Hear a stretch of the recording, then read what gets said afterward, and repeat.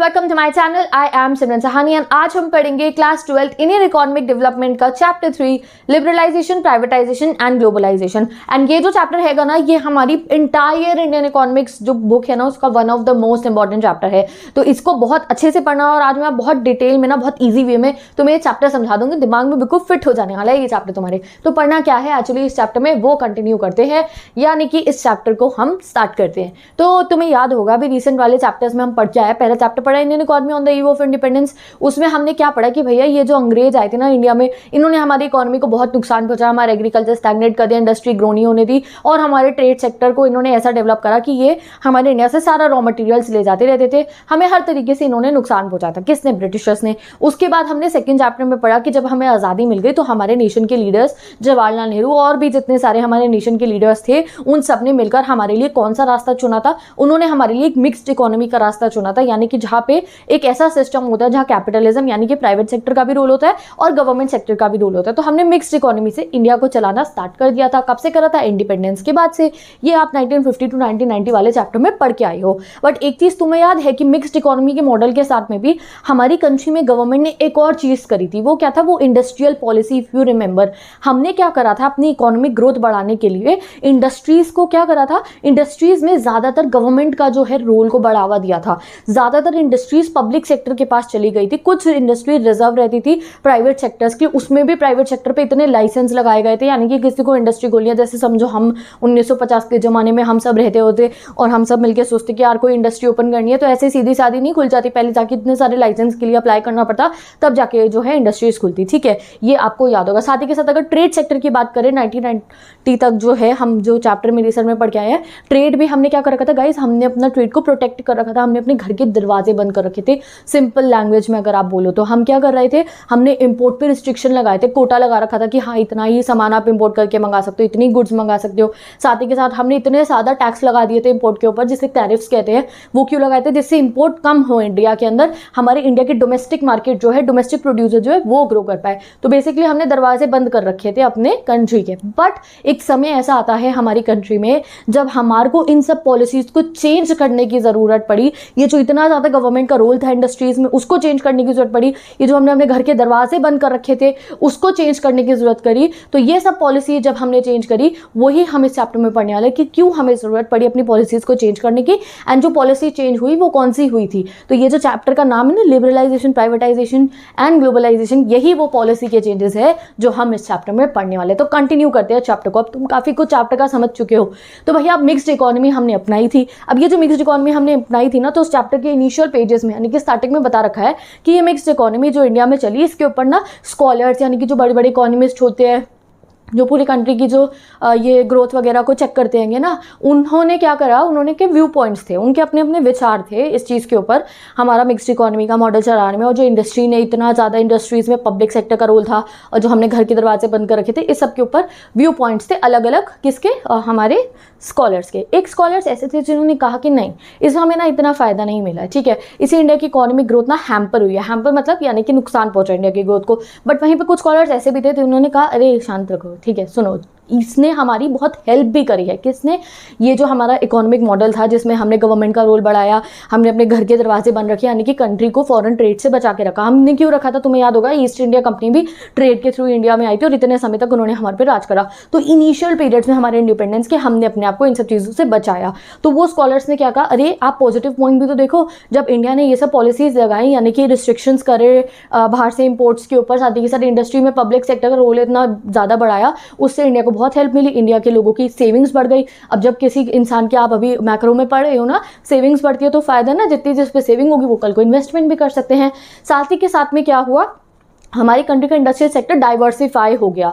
और उस समय पे इंडस्ट्रियलिस्ट में वो हमने प्रॉब्लम पड़ी थी ना, इतनी कैपिटल नहीं होती थी इंडस्ट्रियलिस्ट पे, कैपिटल हो भी तो इतना मार्केट नहीं था हमारे यहाँ का, लोगों पे इतना पैसा नहीं था गुड्स खरीदेंगे। बट गवर्नमेंट के रोल आने से क्या हुआ? इतनी इंडस्ट्रीज बड़ी डाइवर्सिफाई हो गई। ब्रिटिशर्स के ज़माने में तो वही कॉटन, जूट एंड कुछ ही इंडस्ट्रीज होती थी, अब हमारे अलग अलग टाइप की इंडस्ट्रीज एस्टैब्लिश हो गई थी। तो फायदा हुआ हमें इस मॉडल का। Last but not the least, ये जो सेल्फ रिलायंट बन गए थे हम फूड में, ग्रीन रेवोल्यूशन आने के बाद, ग्रीन रेवोल्यूशन में गवर्नमेंट का रोल पड़ा था ना, गवर्नमेंट ने फर्टिलाइजर सब्सिडीज प्रोवाइड करी थी। तो ओवरऑल कुछ स्कॉलर्स कहते थे नहीं हुआ फायदा, कुछ स्कॉलर्स कहते थे हुआ फायदा। जो भी था गाइज, हमारी कंट्री में 1991 के बाद हम लोग इकोनॉमिक रिफॉर्म्स लेकर आते हैं। उन इकोनॉमिक रिफॉर्म्स का बहुत प्यारा सा नाम है LPG, liberalisation, privatisation and globalisation.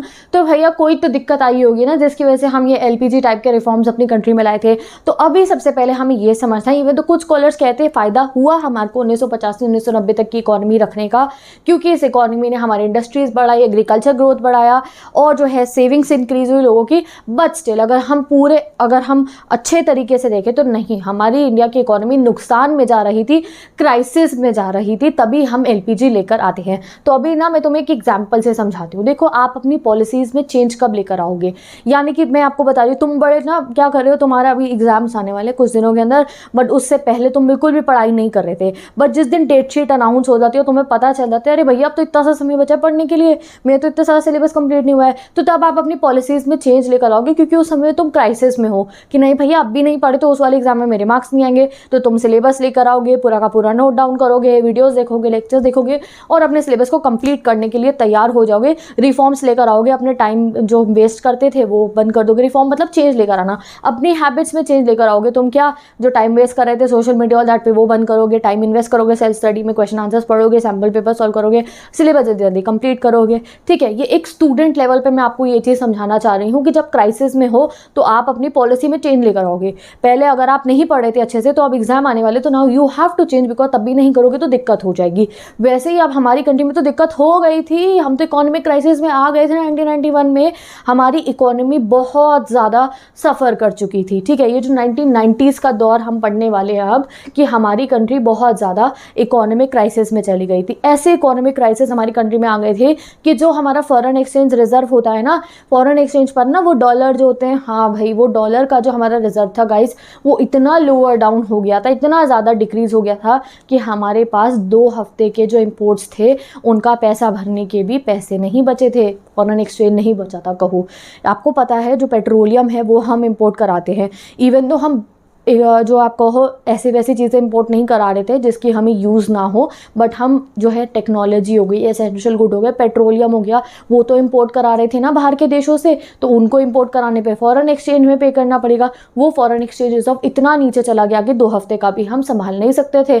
हमने कहा चलो भैया बोरो कर लेते किसी कंट्री से, बट हम बोरो इतना कर चुके थे बाकी कंट्रीज से, उनका इंटरेस्ट भी हमें पे करना था, वो भी हम नहीं कर पा रहे थे। तो हम बहुत ही प्रॉब्लमेटिक सिचुएशन में थे। अब फॉरेन एक्सचेंज रिजर्व तो हमारा डाउन चला ही गया था, साथ ही के साथ इस सब का इफेक्ट हमारी कंट्री में महंगाई बढ़ गई, इन्फ्लेशन भी बढ़ गई थी। तो बहुत इकोनॉमिक क्राइसिस में थे, बाहर हमारे पे डेप्स चढ़ रहे थे, साथ ही के साथ में अपनी कंट्री में इतना इन्फ्लेशन, इतनी महंगाई बढ़ गई थी, लोग भी बड़े परेशान थे। लोगों का सारे जितनी भी इनकम होती थी सारे से ज़्यादा खर्च हो जाती थी, कोई सेविंग ही नहीं होती, इतनी महंगाई बढ़ी थी। तो बिल्कुल एक इकोनॉमिक क्राइसिस वाली सिचुएशन थी हमारी कंट्री में। अब उस सिचुएशन में हमने कोशिश करी कि हम बाकी कंट्री से लोन ले, बट हमारी कोई हेल्प नहीं कर रहा था। पता है आपको उस समय पे एक हमारा दोस्त हुआ करता था यूएसएसआर, मैंने आपको लास्ट चैप्टर में बताया था ना, यूएसएसआर जो रशिया और 14 और कंट्रीज़ थी, वो हमारा काफ़ी अच्छा दोस्त होता था, पता है। बट इस समय में हमें यूएसएसआर ने भी हेल्प नहीं करा। क्यों? क्योंकि यूएसएसआर तो खुद ही टूट रहा था। आज के समय पर यूएसएसआर नाम की कोई कंट्री नहीं है ना, येस। तो हमारा दोस्त भी चला गया था एक तरीके से। अब हमारा बहुत प्रॉब्लमेटिक सिचुएशन में थे। तो हम क्या करते हैं, अभी एनसीईआरटी में एंड में बताएगा, मैं अभी बता रही हूँ आपको। हम क्या करते हैं, हम जाते हैं वर्ल्ड बैंक के पास। ठीक है, वर्ल्ड बैंक बैंकों का जो है पूरे देश के बैंक वाला बैंक वर्ल्ड बैंक। ठीक है, तो ये जो वर्ल्ड बैंक था, हम उसके पास जाते हैं, आईएमएफ के पास जाते हैं और हम उनसे मदद मांगते हैं। तो वो कहते हैं ठीक है जी, हम आपको लोन दे देंगे, बट लोन हम देंगे किसी कंडीशन पे। अब ऑब्वियसली किसी से आप लोन लोगे तो कोई कंडीशन तो रखेंगे। तो भाई हम वर्ल्ड बैंक पे जब मदद मांगने गए तो हमने वर्ल्ड बैंक से मदद मांगी, उन्होंने कहा हम मदद कर भी देंगे। वर्ल्ड बैंक ने हमें $7 बिलियन का लोन दे दिया, बट उस पर कुछ कंडीशंस रखी थी। क्या कंडीशन? कि भाई ये जो इतने समय से तुमने अपने घर के दरवाजे बंद कर रखे हैं ना, खुद को प्रोटेक्ट कर रखा है कि इंपोर्टेड गुड्स इंडिया में नहीं आने दोगे, ना ही इंडिया में बाहर के देश से एमएनसी डोमिनोज एप्पल नहीं खोलने दोगे, कोई सैमसंग ह्यूंडई की गाड़ियाँ भी नहीं बिकेंगी यहाँ पे, सैमसंग के फ़ोन ह्यूंडई की गाड़ी, कोई भी एमएनसी ना, सिंपल। आज के समय में मैं ये फॉरेन कंपनीज़ की गुड्स हैं इसलिए मैं इनका नाम ले रही हूँ। यानी कि पहले ज़माने में हमारे यहाँ एमएनसीज अलाउड नहीं थी, फॉरेन डायरेक्ट इन्वेस्टमेंट अलाउड नहीं थी, इंपोर्टेड गुड्स इंडिया में नहीं बिक पाते थे, तो वो बंद कर रखे थे हमने अपने दरवाजे। तो हमें बोला वर्ल्ड बैंक ने कि ठीक है हम तुम्हें लोन दे रहे हैं, बट लोन इस कंडीशन पे देंगे, तुम अपनी इकोनॉमी को LPG करो, लिबरलाइज करो, प्राइवेटाइज करो और ग्लोबलाइज करो, तब हम देंगे। तो हमें उनकी बात माननी पड़ी क्योंकि हम क्राइसिस में थे और हम अपनी इकोनॉमी को LPG कर देते, यानी कि लिबरलाइज, प्राइवेटाइज एंड ग्लोबलाइज। तो आप समझेंगे हम डिटेल में नाउ कि हमने उनके कहने पे जब हमें लोन मिल गया तो हमने जब LPG अपनी कंट्री में लगाया तो वो कैसे लगाया था। बट हमारे को LPG के बारे में पढ़ने से पहले एक बार और डिटेल में पढ़ना पड़ेगा कि ये जो इकोनॉमिक क्राइसिस की सिचुएशन हमारी कंट्री में क्रिएट हुई, ये जो इतना सारा हमारे ऊपर बर्डन आ गया था कि हमारी फॉरेन एक्सचेंज रिजर्व इतनी नीचे चली गई कि 2 हफ्ते का भी हम संभाल नहीं सकते थे, वो ऐसी सिचुएशन क्रिएट क्यों हुई थी। तो इसके ऊपर एग्जाम में डायरेक्ट क्वेश्चन आता है, नीड फॉर इकोनॉमिक रिफॉर्म्स बताओ, क्यों इंडिया में इकोनॉमिक क्राइसिस हुए थे, ये सब हमें बताना पड़ेगा। हम दिक्कत में थे, हम इकोनॉमिक क्राइसिस में थे, तो क्यों थे, कोई प्रॉब्लम्स तो होंगी जिनकी वजह से थे, वो समझने हैं। जैसे अगर तुम एग्जाम से पहले क्राइसिस में हो तो तुम्हें अपनी गलतियां पता होंगी, मैंने पढ़ाई नहीं करी थी, मैं टाइम वेस्ट कर रही थी, मैंने बिल्कुल भी टाइम टेबल को फॉलो नहीं करा, ठीक है, या फिर नहीं भैया आपकी बात मेरी आई वॉज नॉट हेल्दी, ठीक है, मेरी तबीयत ठीक नहीं थी इसलिए मैं अच्छे से पढ़ाई नहीं कर पाया। देयर आर वेरियस रीजन जिसकी वजह से तुम उन क्राइसिस में गए हो कि तुम्हारा सिलेबस कंप्लीट नहीं है। तो हमारी कंट्री के पास भी वेरियस रीजन थे जिसकी वजह से हम उन क्राइसिस में गए थे। उसमें सबसे पहला रीज़न क्या था, वैसे तो देखो मैंने यहाँ शॉर्ट फॉर्म में ये रीजंस लिख दिए हैं, बट आपको एग्जाम में तो भैया लॉन्ग आंसर में आने वाला है ये क्वेश्चन, तो ये रहे नोट्स तुम्हारे पास क्रिएटेड।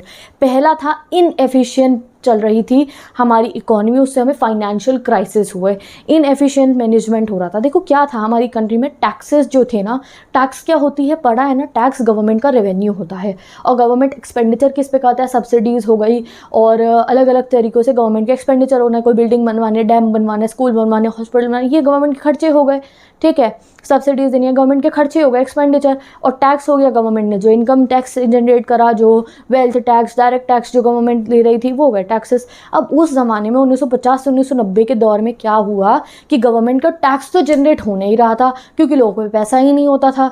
लोगों पे पैसा होगा, इनकम जनरेट ज़्यादा होगी तभी तो टैक्स भर रहे होंगे। अब लोगों की इनकम इतनी लेवल की थी नहीं कि वो टैक्स पे करें, जिनकी थी भी थी तो वो टैक्स इवेड कर लेते थे, बचे जाते थे देने से। तो गवर्नमेंट पे टैक्सेस तो आ नहीं रहे थे, बट गवर्नमेंट को एक्सपेंडिचर बहुत करना पड़ा था क्योंकि हमारी गवर्नमेंट वेलफेयर सिस्टम पे चल रही थी, यानी कि भले के लिए सोसाइटी के, तो उनको सब्सिडीज़ भी प्रोवाइड करनी पड़ती। जैसे आपने ग्रीन रेवोल्यूशन में पढ़ा, सब्सिडीज़ प्रोवाइड करना ज़रूरी हो गया था, इंपॉर्टेंट था ना सफिशिएंसी लाने के लिए। सब्सिडीज़ वगैरह गवर्नमेंट भर भर के दे रही थी, बट गवर्नमेंट की रिसोर्सेज जनरेट नहीं हो रही थी रेवेन्यू से। इवन हमारे को एनसीईआरटी में बता रखा है ये 1950 से 1990 के पीरियड में 2 वॉर दे लेते इंडिया ने। एक वॉर हुआ था चाइना के साथ में, चाइना ने हमारे यहाँ पे हमला कर दिया था, ठीक है। साथ ही के साथ में 1971 में तो बांग्लादेश वॉर हुआ, तो वॉर के टाइम पे तो वैसे भी इकोनॉमी को कितना नुकसान पहुंचता है। तो हम इकोनॉमिक क्राइसिस में रहने का ये भी रीज़न था कि गवर्नमेंट वेलफेयर के टास्क में ज़्यादा थी, डिफेंस पे और सोशल फैक्टर्स पे खर्चा ज़्यादा हो रहा था, टैक्स इनकम जनरेट हो नहीं रही थी। इवन ऐसी सिचुएशन बन गई थी कि कई बार हमें बेसिक नीड्स के लिए, जो कंजम्पशन हमारी नीड्स थी कंट्री की, उसके लिए ये फॉरेन एक्सचेंज के भंडारे में से पैसा लेना पड़ रहा था, यानी कि हमें अपना फॉरेन एक्सचेंज को यूज़ करना पड़ा था अपने कंजम्पशन नीड्स के लिए। इसको आप एक एग्जांपल से समझो कि एक फैमिली है, फैमिली वाई, फैमिली एक्स, कुछ भी आप सोचो, उनके पास अपना रेगुलर बजट के लिए पूरा उन्होंने अपने पास पैसे रखे हुए कि हमारा रेगुलर बजट, ये हमारा खर्चा है, ठीक है। बट और उन्होंने कुछ पैसे अपने पास अलग रखे हुए हैं कि नहीं भैया ये तो हमारी कुछ एक्सटर्नल नीड्स का है, बट उनका खर्चा इतना ज़्यादा होने लग गया कि उन्हें वो जो एक्सटर्नल नीड्स वाला खर्चा भी था वो भी अपने रेगुलर बजट में डालना पड़ा। यानी कि हमारा कंजम्पशन पे इतना खर्चा हो रहा था, इतनी महंगाई बढ़ी थी कि हमने अपने कंजम्पशन नीड्स को फुलफ़िल करने के लिए भी क्या करना पड़ा, जो हमारे फॉरेन एक्सचेंज रिजर्व्स था, जो पेट्रोल खरीदने का पैसा था, टेक्नोलॉजी खरीदने का पैसा था, उसको भी हमें कंजम्पशन में खर्च करना पड़ा। तो दिस वॉज द सिचुएशन। दूसरी चीज़ क्या हुई भैया, तुम कहोगे गवर्नमेंट ने ना इंडस्ट्रियल पॉलिसी लगा के बहुत सारी इंडस्ट्रीज़ को अपने अंडर में ले लिया था। याद है ना, पिछले चैप्टर में पढ़ के आए हैं, गवर्नमेंट ने बहुत सारी पब्लिक सेक्टर इंडस्ट्रीज़ लगा दी थी। तो क्या वो पैसा इकट्ठा नहीं करके दे रही थी, क्या वो पैसा नहीं कमा के दे रही थी, गवर्नमेंट को नहीं दे रही थी। Poor performance of the public sector is the second reason जिसकी वजह से हम इकोनॉमिक क्राइसिस में आए। भाई जो इंडस्ट्रीज़, वो पता ना पूरा लाइसेंस सिस्टम लगाते हैं, प्राइवेट तो आ नहीं सकता काफ़ी सारे एरियाज़ में, गवर्नमेंट चल रहा है, तो वो गवर्नमेंट पैसा कमा के नहीं दे रही थी। आगे पढ़ोगे आप क्यों नहीं दे रही थी, अभी और नहीं पढ़ना है, आगे पढ़ेंगे। नेक्स्ट क्या हुआ, बीओपी इम्बैलेंस हो गया। जो हमारा बैलेंस ऑफ पेमेंट आप चैप्टर पढ़ के आए हो, बैलेंस ऑफ पेमेंट में इंपोर्ट्स तो हाई थे, एक्सपोर्ट नहीं हो रहा था हमारी कंट्री का। इंपोर्ट्स इवन तो हमने कोटास लगा रखे थे कि इतना इंपोर्ट करा सकते हो, बस हमने टैरिफ्स लगा रखे थे, भाई इतना टैक्स लगाएंगे इंपोर्ट पे, बट फिर भी इंपोर्ट ज़्यादा हो जाता था एक्सपोर्ट से। क्यों? क्योंकि हमारी कंट्री के गुड्स लोग खरीदते ही नहीं थे, क्योंकि वो लो क्वालिटी के बन रहे थे। साथ ही के साथ में हमारे यहाँ पे जो है एक्सपोर्ट इतना हो ही नहीं पाता, क्योंकि इतना प्रोडक्शन ही नहीं था, क्या हम एक्सपोर्ट करेंगे। तो इस वजह से गाइस हमारा एक्सपोर्ट तो था नहीं, इंपोर्ट ज़्यादा हो रहा था, इसलिए हमारा जो वो था बीओपी था, ठीक है, बीओपी वाला, सॉरी बीओपी वाला यहाँ पे है, जो हमारा बीओपी था वहाँ पे उसमें क्या हो गया, adverse in the balance of payment. International market में आपको पता है हमारे गुड्स की डिमांड नहीं होती थी, क्योंकि हमारे गुड्स इतनी अच्छी क्वालिटी के नहीं होते थे, साथ ही के साथ हाई प्राइस के होते थे। पता है हमारे कंट्री के गुड्स महंगे होते थे, तो बाहर के देश के लोग हमारे गुड्स क्यों खरीदेंगे? एक तो महंगा, ऊपर से क्वालिटी अच्छी नहीं, तो हमारे एक्सपोर्ट्स नहीं बढ़ पा रहे थे, और इंपोर्ट्स तो होते ही थे एक्सपोर्ट्स के मुकाबले ज़्यादा।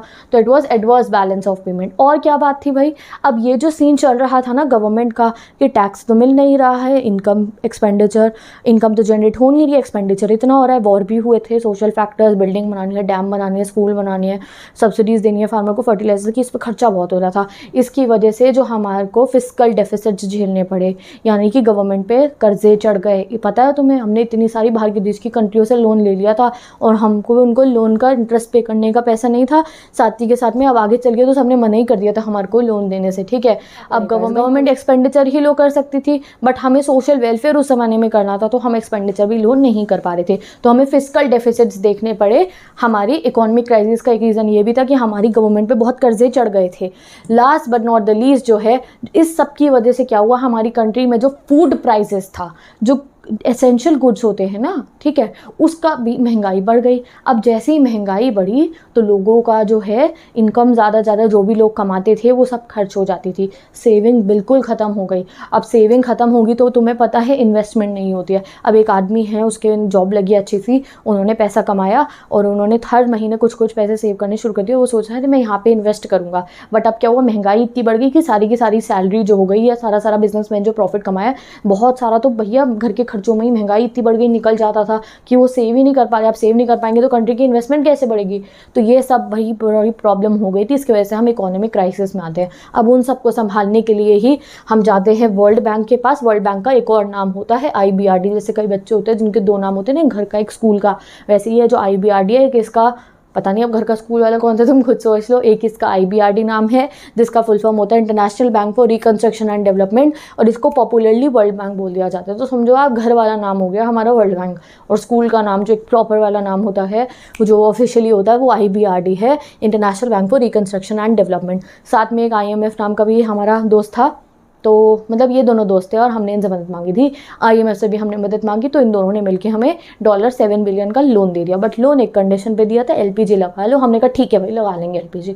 तो चलो पढ़ते हैं अपने LPG को। बट LPG पढ़ने से पहले आई वॉन्ट एक बार रिवाइज कर लेते हैं हम, कि क्यों हम इतने क्राइसिस में आए थे। जैसे तुम नहीं पढ़े थे इसलिए क्राइसिस में आए हो ना, टाइम वेस्ट कर रहे थे सोशल मीडिया पे, एनीथिंग लाइक दैट। तो ये हमारी कंट्री क्राइसिस में आई क्यों थी? पहला रीज़न जो है माउंटिंग फिस्कल डेफिसिट्स, यानी कि गवर्नमेंट के ऊपर बहुत कर्जा चढ़ गया था, ठीक है।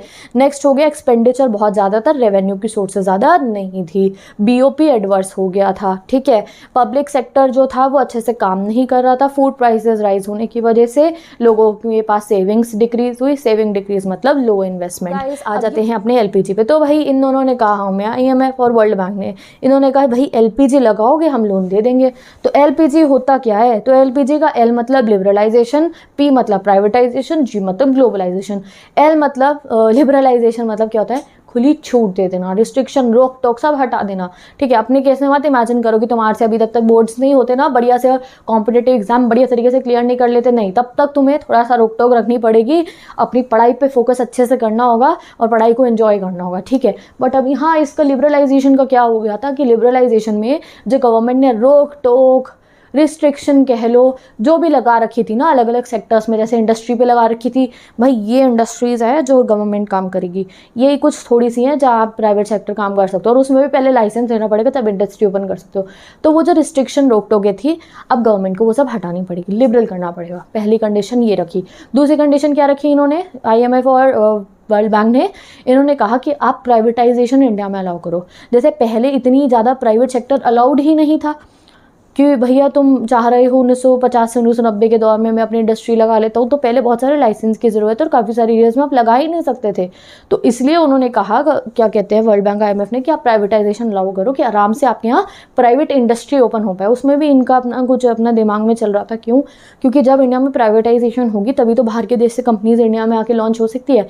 जैसे आप डोमिनोज मान लो, डोमिनोज तो एक प्राइवेट कंपनी है ना, तो अगर डोमिनोज को इंडिया में आके अपना एस्टैब्लिश करना है तो इंडिया में प्राइवेटाइजेशन अलाउड होगा तभी तो कर सकती है। ठीक है, तो इसलिए इन्होंने कहा प्राइवेटाइजेशन अलाउ करो। And last but not the least इन्होंने कहा ग्लोबलाइज करो इंडिया की इकोनॉमी को, यानी कि इंडिया की इकोनॉमी को वर्ल्ड की इकोनॉमी के साथ लिंक कर दो। यानी कि अब आप बाहर के देशों से ट्रेड करोगे। ये जो घर का दरवाजा बंद करके बैठे हो ना, डोर बेल भी हटा के कि नहीं हमें तो इंपोर्ट भी नहीं करना, हमारे को बाहर के देशों से कोई मतलब नहीं रखना है, वो आपको एंड करना पड़ेगा। इकोनॉमी को इंटीग्रेट अब आपको करना पड़ेगा, तो हम आपको लोन दे देंगे। और गाइस देखो, हमने जो ये सारा सिस्टम फॉलो करा था, ग्लोबलाइजेशन, हम इतना इंपोर्ट वगैरह नहीं करा रहे, तो उसके हमारे अपने रीजंस थे। क्योंकि तुम्हें पता है ईस्ट इंडिया कंपनी भी ट्रेड के थ्रू आके हमारी पूरी इकोनॉमी को तहस नहस करके ब्रिटिश एम्पायर चल गया था। तो इसलिए जैसे हमें इंडिपेंडेंस मिली तो मीनवाइल वो जो पीरियड था उसमें हमने खुद को प्रोटेक्ट करा। बट इतना ज़्यादा प्रोटेक्ट करने की वजह से हमें नुकसान भी हुआ। अब उस नुकसान की भरपाई हमने करी LPG लगा के, डन।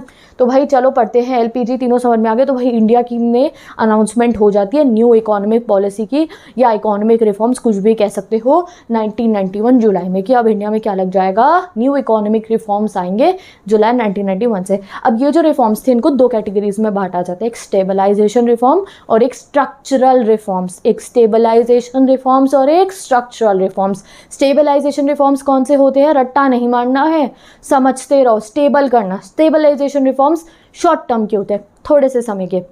जो एग्जांपल दूंगी उससे समझ जाओगे। अभी भैया हफ्ते भर बाद की डेट शीट आ गई है, ये आप लोगों को जो है हाफ ईयरली एग्जाम या प्री बोर्ड में 5 चैप्टर्स आने वाले हैं, ठीक है, या कोई मिड टर्म या कोई यूनिट टेस्ट होना है, 5 चैप्टर का टेस्ट होना है, और तुम्हें 3-4 दिन बाद की डेट मिल गई है। तो तुम शॉर्ट टर्म में क्या करोगे, जो 5-5, 6-6 चैप्टर्स का एग्जाम होने वाला है वो पढ़ोगे या पूरा सिलेबस पढ़ोगे एक सब जगह? तो मुझे नहीं दीदी, ये 5-5, 6 चैप्टर आ रहे हैं ना, इन्हें अपने टिप्स पे कर लेंगे, फिर पेपर देकर आएंगे अपना, फिर आगे अच्छे से पढ़ेंगे। तो ये हो गया शॉर्ट टर्म। आपने खुद को स्टेबलाइज करने के लिए अपने सिलेबस को शॉर्ट टर्म जो है आपको चाहिए कि भाई हाँ मेरे नंबर अच्छे आ रहे हैं इस बार यूनिट टेस्ट में, ये प्री बोर्ड में जो 5 चैप्टर आने हैं सपोज करो, तो उसमें मुझे अच्छे नंबर चाहिए, तो उन्होंने 5 कंप्लीट कर लिए। ये शॉर्ट टर्म आपने अपना एक गोल बना के उसको अपना स्टेबलाइज करने के लिए अपनी प्रोग्रेस को करा। तो ऐसे ही इंडिया में हमने एक स्टेबलाइजेशन में शॉर्ट टर्म मेजर्स लगाए और एक हमारे स्ट्रक्चरल रिफॉर्म्स थे जिसमें हमने अपनी नींव को सही करा, LPG लगाया। यानी कि स्ट्रक्चरल रिफॉर्म में क्या होगा कि तुमने हाफ ईयरली, मिड टर्म, ये जो ये 5 चैप्टर वाला दे दिया, उसके बाद तुमने सोचा नहीं भैया अब मुझे अपने अंदर चेंजेस लाने पड़ेंगे, अब हम थोड़ा सीरियस स्टूडेंट बन जाते हैं, ठीक है, और हम अच्छे तरीके से अपनी स्कूल लाइफ को भी एंजॉय करेंगे और जो हमारा फन टाइम होता है उसको भी जब मैनेज करेंगे अच्छे से तो सब हो जाएगा। स्ट्रक्चर में चेंज लाया, आप अपने माइंडसेट में चेंज लाया, आप फाउंडेशन चेंज लाए।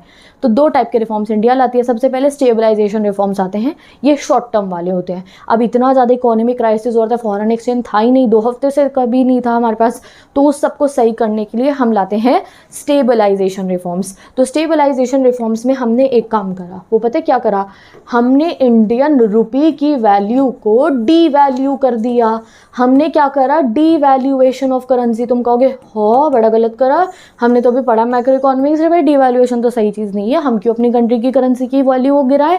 हाँ हमने गिराई। क्यों गिराई? क्योंकि अगर हमारी कंट्री की वैल्यू जो है करेंसी की डीवैल्यू हुई, उससे क्या हुआ, हमारी कंट्री के जो एक्सपोर्ट्स थे वो चीपर हो गए। अब जैसे ही हमारे एक्सपोर्ट चीपर हुए तो बहुत सारी कंट्रीज़ आ गई, अरे हमें ये सामान भिजवा दो, अरे हमें ये वाली कुछ चाहिए, हमें ये वाला चाहिए, हमें ये वाला चाहिए, क्योंकि चीपर हो गए थे।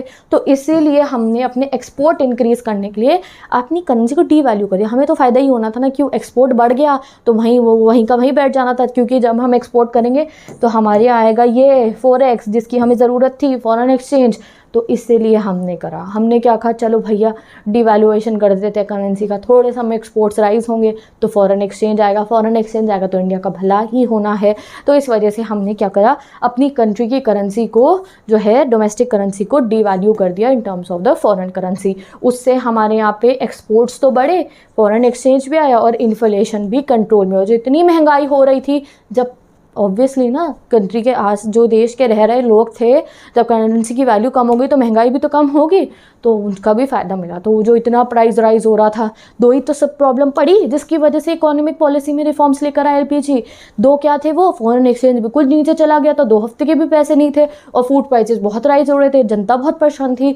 तो ये डिवैल्यू करने से दोनों चीज़ों को शॉर्ट टर्म रिलीफ मिला, शॉर्ट टर्म रिलीफ मिला। अब लॉन्ग टर्म रिलीफ के लिए क्या करना था, एलपीजी। तो चलो पढ़ते हैं एलपीजी। तो शुरू करना है हमें एलपीजी के एल से। लिबरलाइजेशन मतलब मैंने आपको कहा फ्री कर देना, रिस्ट्रिक्शंस हटा देना, रोक टोक रुकावट हटा देना और पूरी खुली छूट दे देना। कौन दे रहा था ये खुली छूट, गवर्नमेंट दे रही थी। किसको दे रही थी, अलग अलग सेक्टर्स को, जैसे इंडस्ट्रियल सेक्टर को, फाइनेंशियल सेक्टर को, बैंक्स को, ट्रेडिंग सेक्टर को, अलग अलग सेक्टर्स को गवर्नमेंट ने छूट देनी थी। कुछ सेक्टर्स थे जहाँ गवर्नमेंट ने टोटल खुली छूट देती थी, सारे रिस्ट्रिक्शन हटा दिए थे। कुछ थे जहाँ पे जो पहले रोक टोक थी उनको रिड्यूस कर दिया था। तो इसकी डेफिनेशन कैसे बनाएंगे, तुम बोर्ड पे भी मत देखो, मैंने आपको क्या कहा, लिबरलाइजेशन मतलब खुली छूट मिल जाना, रोक टोक हटा देना। तो रोक टोक को इंग्लिश में कन्वर्ट करते हैं, रोक टोक को तुम रिस्ट्रिक्शंस कह सकते हो, कंट्रोल कह सकते हो, और हटा देने को क्या कहोगे, रिमूवल। तो क्या हुआ ये liberalisation, it refers to the removal, but एक लाइन और ऐड कर देना, रिडक्शन। रिडक्शन मतलब कई एरियाज ऐसे थे जहाँ रोक टोक जो है पहले के मुकाबले थोड़ी कम करनी शुरू कर दी थी। जो पहले बहुत दखलंदाजी जो है गवर्नमेंट करती थी, अब उससे कम लेवल पे करेगी। तो क्या हुआ liberalisation, it refers to the removal और reduction of government's role in various sector, जैसे कि इंडस्ट्रियल सेक्टर, ये सेक्टर वो सेक्टर। तो क्या हुई लिबरलाइजेशन की डेफिनेशन, कि it refers to the reduction या फिर रिमूवल ऑफ क्या, restriction and controls imposed by government on various sectors is known as liberalization। जो रोक टोक क्या हुई, restriction and control.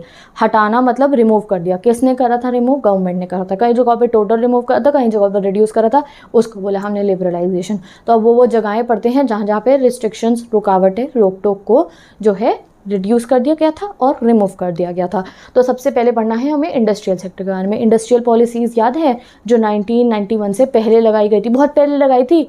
Industrial policy reform last chapter में पढ़ाया था, इंडियन इकोनॉमी 1950 1990 नहीं पढ़ा है तो डिस्क्रिप्शन बॉक्स में प्लेलिस्ट गिवन है इंडियन इकोनॉमी की, ऐसी पूरे बढ़िया तरीके से मैंने आपको सारे चैप्टर्स पढ़ा दिए, जाके पढ़ सकते हो डिजिटल बोर्ड पे, डन। और फिर मैक्रो भी ऐसे ही पढ़ने वाले हैं हम। तो क्या होता है हमारे यहाँ, आपको याद है वो 50-90 वाले चैप्टर में पढ़ा था हमने, हमारे यहाँ इंडस्ट्रियल पॉलिसी लगाई थी। उस इंडस्ट्रियल पॉलिसी में क्या हुआ कि भाई प्राइवेट सेक्टर को इंडस्ट्रीज़ पे रिस्ट्रिक्शन लगा दी गई थी। काफ़ी सारी ऐसी इंडस्ट्रीज़ थी, प्राइवेट सेक्टर को अगर ओपन करनी है तो भैया पहले लाइसेंस लेना पड़ेगा। लाइसेंस लिया, सिर्फ ओपन करने के लिए नहीं, क्लोज़ करने के लिए भी लाइसेंस चाहिए, यानी कि कुछ आप लोगों को परमिशन चाहिए होगी क्लोज़ करने के लिए भी। साथ ही के साथ में अगर किसी कंट्री को, सॉरी कंट्री क्यों कह रही हूँ, इंडस्ट्री को अगर अपना जो है प्रोडक्शन यूनिट इंक्रीज़ करनी है, भाई मैं तो ज़्यादा गुड्स को प्रोड्यूस करूँगा, तो उससे पहले भी गवर्नमेंट से पूछना पड़ेगा। वेरियस टाइप के क्या होते थे, रिस्ट्रिक्शन होते थे एक प्राइवेट इंडस्ट्री पे जो एग्जिस्ट करती थी उस पर भी। नेक्स्ट क्या हुआ था, जो प्राइवेट सेक्टर थी वो बहुत लिमिटेड सेक्टर में अलाउड थी। काफ़ी सारी एक ऐसी इंडस्ट्रीज़ थी जहाँ पे सिर्फ गवर्नमेंट रोल ही अलाउड था, जैसे कोई टेलीकम्युनिकेशन, भाई प्राइवेट भी टेलीकम्युनिकेशन संभाल सकती थी बट सिर्फ गवर्नमेंट अलाउड थी। ऐसी बहुत सारे और थे जहाँ गवर्नमेंट रोल निभा रही थी, प्राइवेट को आता था तब भी नहीं करने देते थे। स्मॉल स्केल इंडस्ट्रीज़, उनके लिए कुछ गुड्स जो है वो क्या कर दिए थे, रिजर्व कर दिए थे। और साथ ही के साथ में प्राइस कंट्रोल जो होता है कि एक जो मार्केट में प्रोडक्ट बिक रहा है उसका पैसा वो कितने में बिकेगा, वो भी कई बार गवर्नमेंट उस जमाने में जब इंडस्ट्रियल पॉलिसी लगी थी गवर्नमेंट डिटरमाइन करती थी, इंडस्ट्रियलिस्ट खुद नहीं कर सकते थे, तो ये रिस्ट्रिक्शन लगी हुई थी। तो सबसे पहले लिबरलाइज होना मतलब ये सभी रिस्ट्रिक्शन, रुकावटों का हट जाना, ठीक है, रिमूवल हो जाना।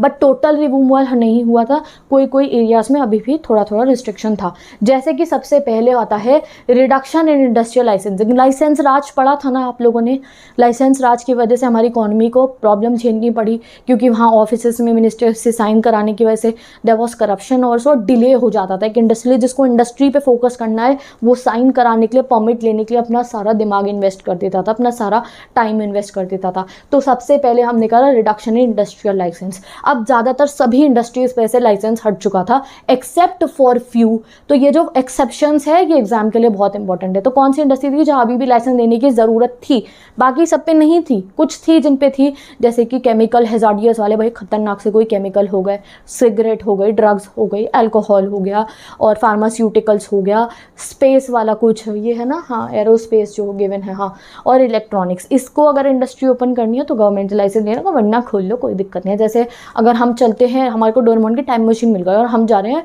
1995 में, और तुमने और मैंने, हम काफ़ी सारे स्टूडेंट्स हैं, हमने सोचा कि भाई एक इंडस्ट्री ओपन करते हैं। तो अगर टेक्सटाइल इंडस्ट्री खोलनी है तो गवर्नमेंट से लाइसेंस लेने की नहीं ज़रूरत। बट अगर तुम में से कोई बच्चा मुझे सजेस्ट कर रहा है दीदी हम तो ना हजार्डियस केमिकल की इंडस्ट्री खोलेंगे, या फिर नहीं हम लोग तो ना ये इलेक्ट्रॉनिक या एरोस्पेस की इंडस्ट्री खोलेंगे, पूरा रॉकेट बनाएंगे बढ़िया तरीके का, तो वो सब करने के लिए पहले लाइसेंस लेना पड़ेगा। तो this was just a very funny hypothetical example, इसे सीरियस मत लेना। हम चलते हैं अगली चीज़। नेक्स्ट हुआ डी रिजर्वेशन ऑफ इंडस्ट्रीज़। अब पहले गवर्नमेंट ने काफ़ी सारे एरियाज़ में कहा बस हम काम करेंगे, यहाँ पे रिजर्वेशन है हमारे लिए, जैसे तुम अपने बराबर वाली सीट अपने दोस्त के लिए रिजर्व कर देते हो, चाहे क्लास का कोई भी इंसान आ जाए, चाहे बैग वहाँ रखा हो या नहीं रखा हो, वो मेरे दोस्त की है, कोई नहीं बैठ सकता है वहाँ पे। वैसे ही कुछ इंडस्ट्रीज़ को गवर्नमेंट ने रिजर्व कर रखा था, वो सब मैंने कहा कोई रिजर्व नहीं है, ये सीट पे कोई भी बैठ सकता है, यानी कि इंडस्ट्री कोई भी खोल सकता है एक्सेप्ट फॉर फ्यू। अभी भी कुछ एक्सेप्शंस थे जो इंडस्ट्री सिर्फ गवर्नमेंट चला सकती थी, उनमें आता है रेलवे, एटॉमिक एंड डिफेंस, 3 ही है ना। हाँ एक और होती है एनर्जी जनरेशन, ये इलेक्ट्रिसिटी वगैरह बनानी, वो गवर्नमेंट की थी। तो टोटल 4 अभी भी गवर्नमेंट की रिजर्व थी, बाकी आप प्राइवेट सेक्टर आप संभाल सकते हो, आइए इंडस्ट्री लगाइए, कोई दिक्कत नहीं है। नेक्स्ट ये बड़ा ज़रूरी काम था, स्मॉल स्केल इंडस्ट्रीज़ के लिए काफ़ी सारे गुड्स रिजर्व कर दिए गए। देखिए भाई ये स्मॉल स्केल वाली बनाएंगे, अब स्मॉल स्केल वाले तो लोअर क्वांटिटी में बनाएंगे, डिमांड तो उस गुड की बतेरी होती थी, इस वजह से प्राइस राइज होता था। एग्जांपल देती हूँ मैं इसका आपको नोटबुक से, जैसे कि एक नोटबुक है, सपोज करो इसको मैंने कहा ये बस स्मॉल स्केल इंडस्ट्री बनाएगी, तो सोसाइटी में जो मार्केट में बिकने के लिए नोटबुक्स कम आएंगी ना, क्वांटिटी बहुत ज़्यादा तो नहीं होगी। अब इसकी अगर क्वांटिटी कम है तो नोटबुक महंगी बिकेगी, समझ जाओ महंगी बिकेगी क्योंकि प्रोडक्शन कम हो रहा है, बट डिमांड तो नोटबुक्स की बहुत ज़्यादा है। ऐसी बहुत सारे गुड्स के साथ था कि भैया उन गुड्स की डिमांड बहुत ज़्यादा है बट उनका प्रोडक्शन लो क्वान्टिटी में हो रहा है, तो उनके महंगाई बढ़ रही थी। बट जब इन्होंने कहा कि अब स्मॉल स्केल के लिए गुड्स ऐसे रिजर्व नहीं रहेंगे, तो भाई नोटबुक्स की बड़ी बड़ी फैक्ट्रियाँ लग गई, भाई हमारे जो है पेपर वेपर से नोटबुक अच्छी अच्छी बननी शुरू हो गई और मार्केट में बहुत सारी नोटबुक्स आ गई अलग अलग ब्रांड्स की। फिर उनका रेट सस्ता हो गया और 5 रुपीज़ 10 रुपीज़ की भी और 20 100 200 बहुत वेराइटी आ गई आपके पास, आप कितने की भी नोटबुक खरीद सकते हो। सिमिलरली आप पेन का सोच सकते हो कि पेन को आप कह दो बस स्मॉल स्केल वाले जो है बना सकते हैं, तो तब महंगा था, ज़्यादा चॉइसेस भी नहीं थी। बट अब इतनी सारी कंपनीज़ को जब अलाउ हो गया तो एक तो महंगा भी नहीं रहेगा, साथ ही के साथ चॉइसेस भी बढ़ जाएंगी, तो ये फ़ायदा मिला। Last but not the least price determination. पहले ये भी कह रखा था कि इंडस्ट्रीज़ का जो प्राइस है वो गवर्नमेंट सेट करती थी कि ये पेन कितने में बिकेगा, ये नोटबुक कितने में बिकेगी, ये गवर्नमेंट का काफ़ी रोल रहता था इसमें। बट अब फ्री मार्केट पे छोड़ दिया था, इंडस्ट्रियलिस्ट और डिमांड और सप्लाई के बेसिस पे प्राइस डिटरमाइंड होगा। These were the changes in the industrial sector.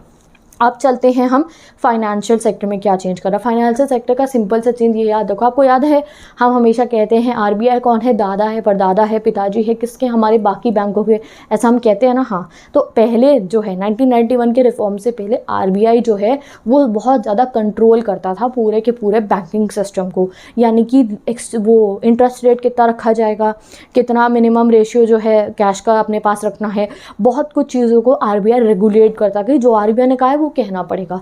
But after this policy, ये वाली जो पॉलिसी हुई एलपीजी वाली, इसका लिबरलाइजेशन का रिफॉर्म लगने के बाद आरबीआई का रोल रेगुलेटर से एक फैसिलिटेटर बन जाता है। लिखो अपनी कॉपी में, RBI became from regulator to a facilitator. Regulator था पहले, मतलब कि हाँ भैया आरबीआई ने कहा है तो करना ही है, बट अब बन गया था आरबीआई से फैसिलिटेटर, सिर्फ एडवाइस करना है। जैसे मैं हूँ ना, मैं तुम्हें बस कह ही तो सकती हूँ गाइस बढ़िया तरीके से पढ़ो, अभी तुम्हें बहुत अच्छे तरीके से अपना सिलेबस कंप्लीट करना है, ये वाला भी अपना 12th वाला भी, और बढ़िया तरीके से अपने कॉम्पिटिटिव की तैयारी करनी है और अपनी लाइफ को एंजॉय करते हुए बिना टेंशन के पढ़ना है। और दैट्स इट। मैं तुम्हें बस कह ही तो सकती हूँ, I am just a facilitator. मैं बस एडवाइस कर सकती हूँ कि don't take tension, everything will be okay. अच्छे से पढ़ भी लोगे, एंजॉय भी कर लोगे, बस जो है ज़्यादा डिस्ट्रैक्टिंग एलिमेंट्स को हटा देना है, अच्छा सा टाइम टेबल फॉलो करना है, एवरीथिंग विल बी ओके। मैं बस एक फैसिलिटेटर हूँ, मैं बस कह सकती हूँ। हो गया था आरबीआई का रोल अब रेगुलेटर से फैसिलिटेटर का हो गया था। अब जो है बहुत सारे बैंक्स को अलाउड था कि वो अपनी ब्रांचेस एक्सीड कर सकते हैं। तो एक बार रीड कर लेते हैं क्या क्या चेंजेस आए। तो ये लिखोगे आरबीआई रेगुलेटर से फैसिलिटेटर बन गया था। अब जो बैंक्स थे वो अपना डिसीजन खुद से ले सकते थे, अकेले ले सकते थे, यानी कि काफ़ी सारी चीज़ों पे आरबीआई से बिना परमिशन लिए कर सकते थे। और साथ ही के साथ में काफ़ी सारे प्राइवेट सेक्टर बैंक्स इंडिया में इस्टेब्लिश हो जाते हैं। प्राइवेट सेक्टर बैंक जैसे HDFC is a private sector bank, axis bank, ये प्राइवेट है ना, प्राइवेट बैंक्स अलाउ हो जाते हैं। हाँ भाई, प्राइवेट सेक्टर बैंक्स भी ओपन हो सकते हैं इंडिया में। फॉरेन इन्वेस्टमेंट लिमिट जो होती है बैंक के अंदर, वो इंक्रीज कर दी गई थी। अब गाइज यहाँ कुछ पुरानी NCERT में 50 लिखा और मैंने एक नई NCERT चेक करी है, वहाँ लिखा है 74%। मेरा 21-22 का प्रिंट था, तो आप देख लेना कि फॉरेन डायरेक्ट इन्वेस्टमेंट की जो फॉरेन इन्वेस्टमेंट की जो लिमिट थी उसको इंक्रीज करके 74% कर दिया था। और वो बैंक्स जो अच्छे तरीके से वर्क कर रहे हैं, जो सर्टेन कंडीशंस को फुलफिल करते हैं, उन्हें अलाउ था कि वो अपने ब्रांचेस बना ले। जैसे आपने देखा होगा कुछ बैंक की तो इतनी ब्रांचेस होती है, तो हाँ उनको अलाउ हुआ था, तभी उन्होंने इतनी ब्रांचेस अपनी ओपन करी। और अपनी जो एग्जिस्टिंग ब्रांच है उनमें जो चेंजेस उन्हें लाने हैं बिना आरबीआई की परमिशन के, अब वो लोग वो सब कर सकते थे। और एक और बहुत इंपॉर्टेंट चेंज हुआ कि देखो ये जो हमारा फॉरेन इंस्टीट्यूशनल इन्वेस्टर्स होते हैं FII, जैसे कि म्यूचुअल फंड्स, मर्चेंट बैंक्स जो हो गए, और साथ ही के साथ में पेंशन फंड्स, अब उनको अलाउ हो गया था कि वो इंडिया में आके इन्वेस्ट कर सकते हैं, पहले नहीं था। डन।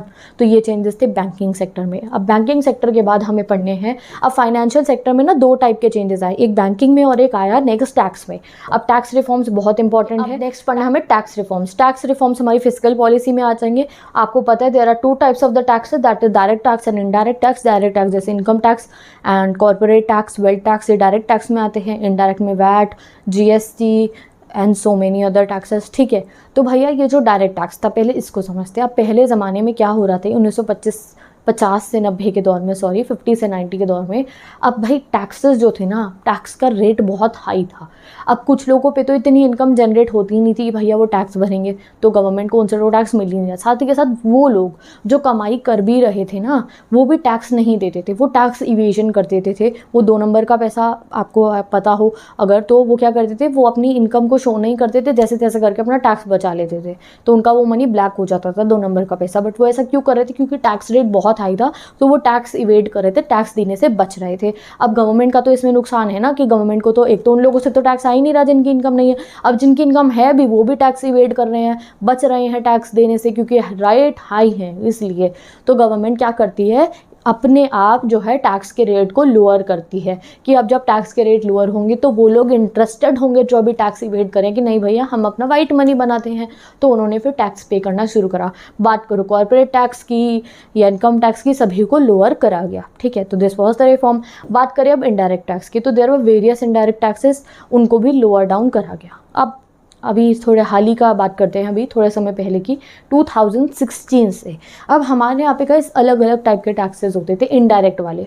इनडायरेक्ट टैक्सेस कमोडिटीज़ और सर्विसेज पे लगते हैं, जिसको एक जो है कंज्यूमर जो है शिफ्ट भी कर सकता है, ये तो आपको पता ही होगा। इनडायरेक्ट टैक्सेस कौन से होते हैं? वो टैक्सेस जो किसी कमोडिटी और सर्विसेज पे लगे जाते हैं और इसका बर्डन जो है it can be shifted between the consumer, जैसे value added tax and all that. तो ये जो टैक्स होता था ये काफ़ी सारे अलग अलग टाइप के थे हमारी कंट्री में। तो 2016 में हमारी गवर्नमेंट ने एक इनिशिएटिव लिया कि वो इस मैकेनिज्म को सिंप्लीफाई करेंगे। ये जो इतने अलग अलग टाइप के जो इनडायरेक्ट टैक्सेस होते हैं इन्हें हटा के एक प्रॉपर एक टैक्स बना देंगे, जिससे हमारी कंट्री में 1 मार्केट बन जाए। ठीक है, तो आपको उसका नाम भी शायद पता होगा, GST। ठीक है, GST, goods and services tax. ये अभी कुछ समय पहले ही क्या होता है गाइस, 2016 में, यहाँ तक NCERT में गिवन है, आगे का मैं आपको पढ़ाऊंगी। 2016 में रिसेंटली जो हमारी इंडियन पार्लियामेंट है उन्होंने एक लॉ पास करा on goods and services act.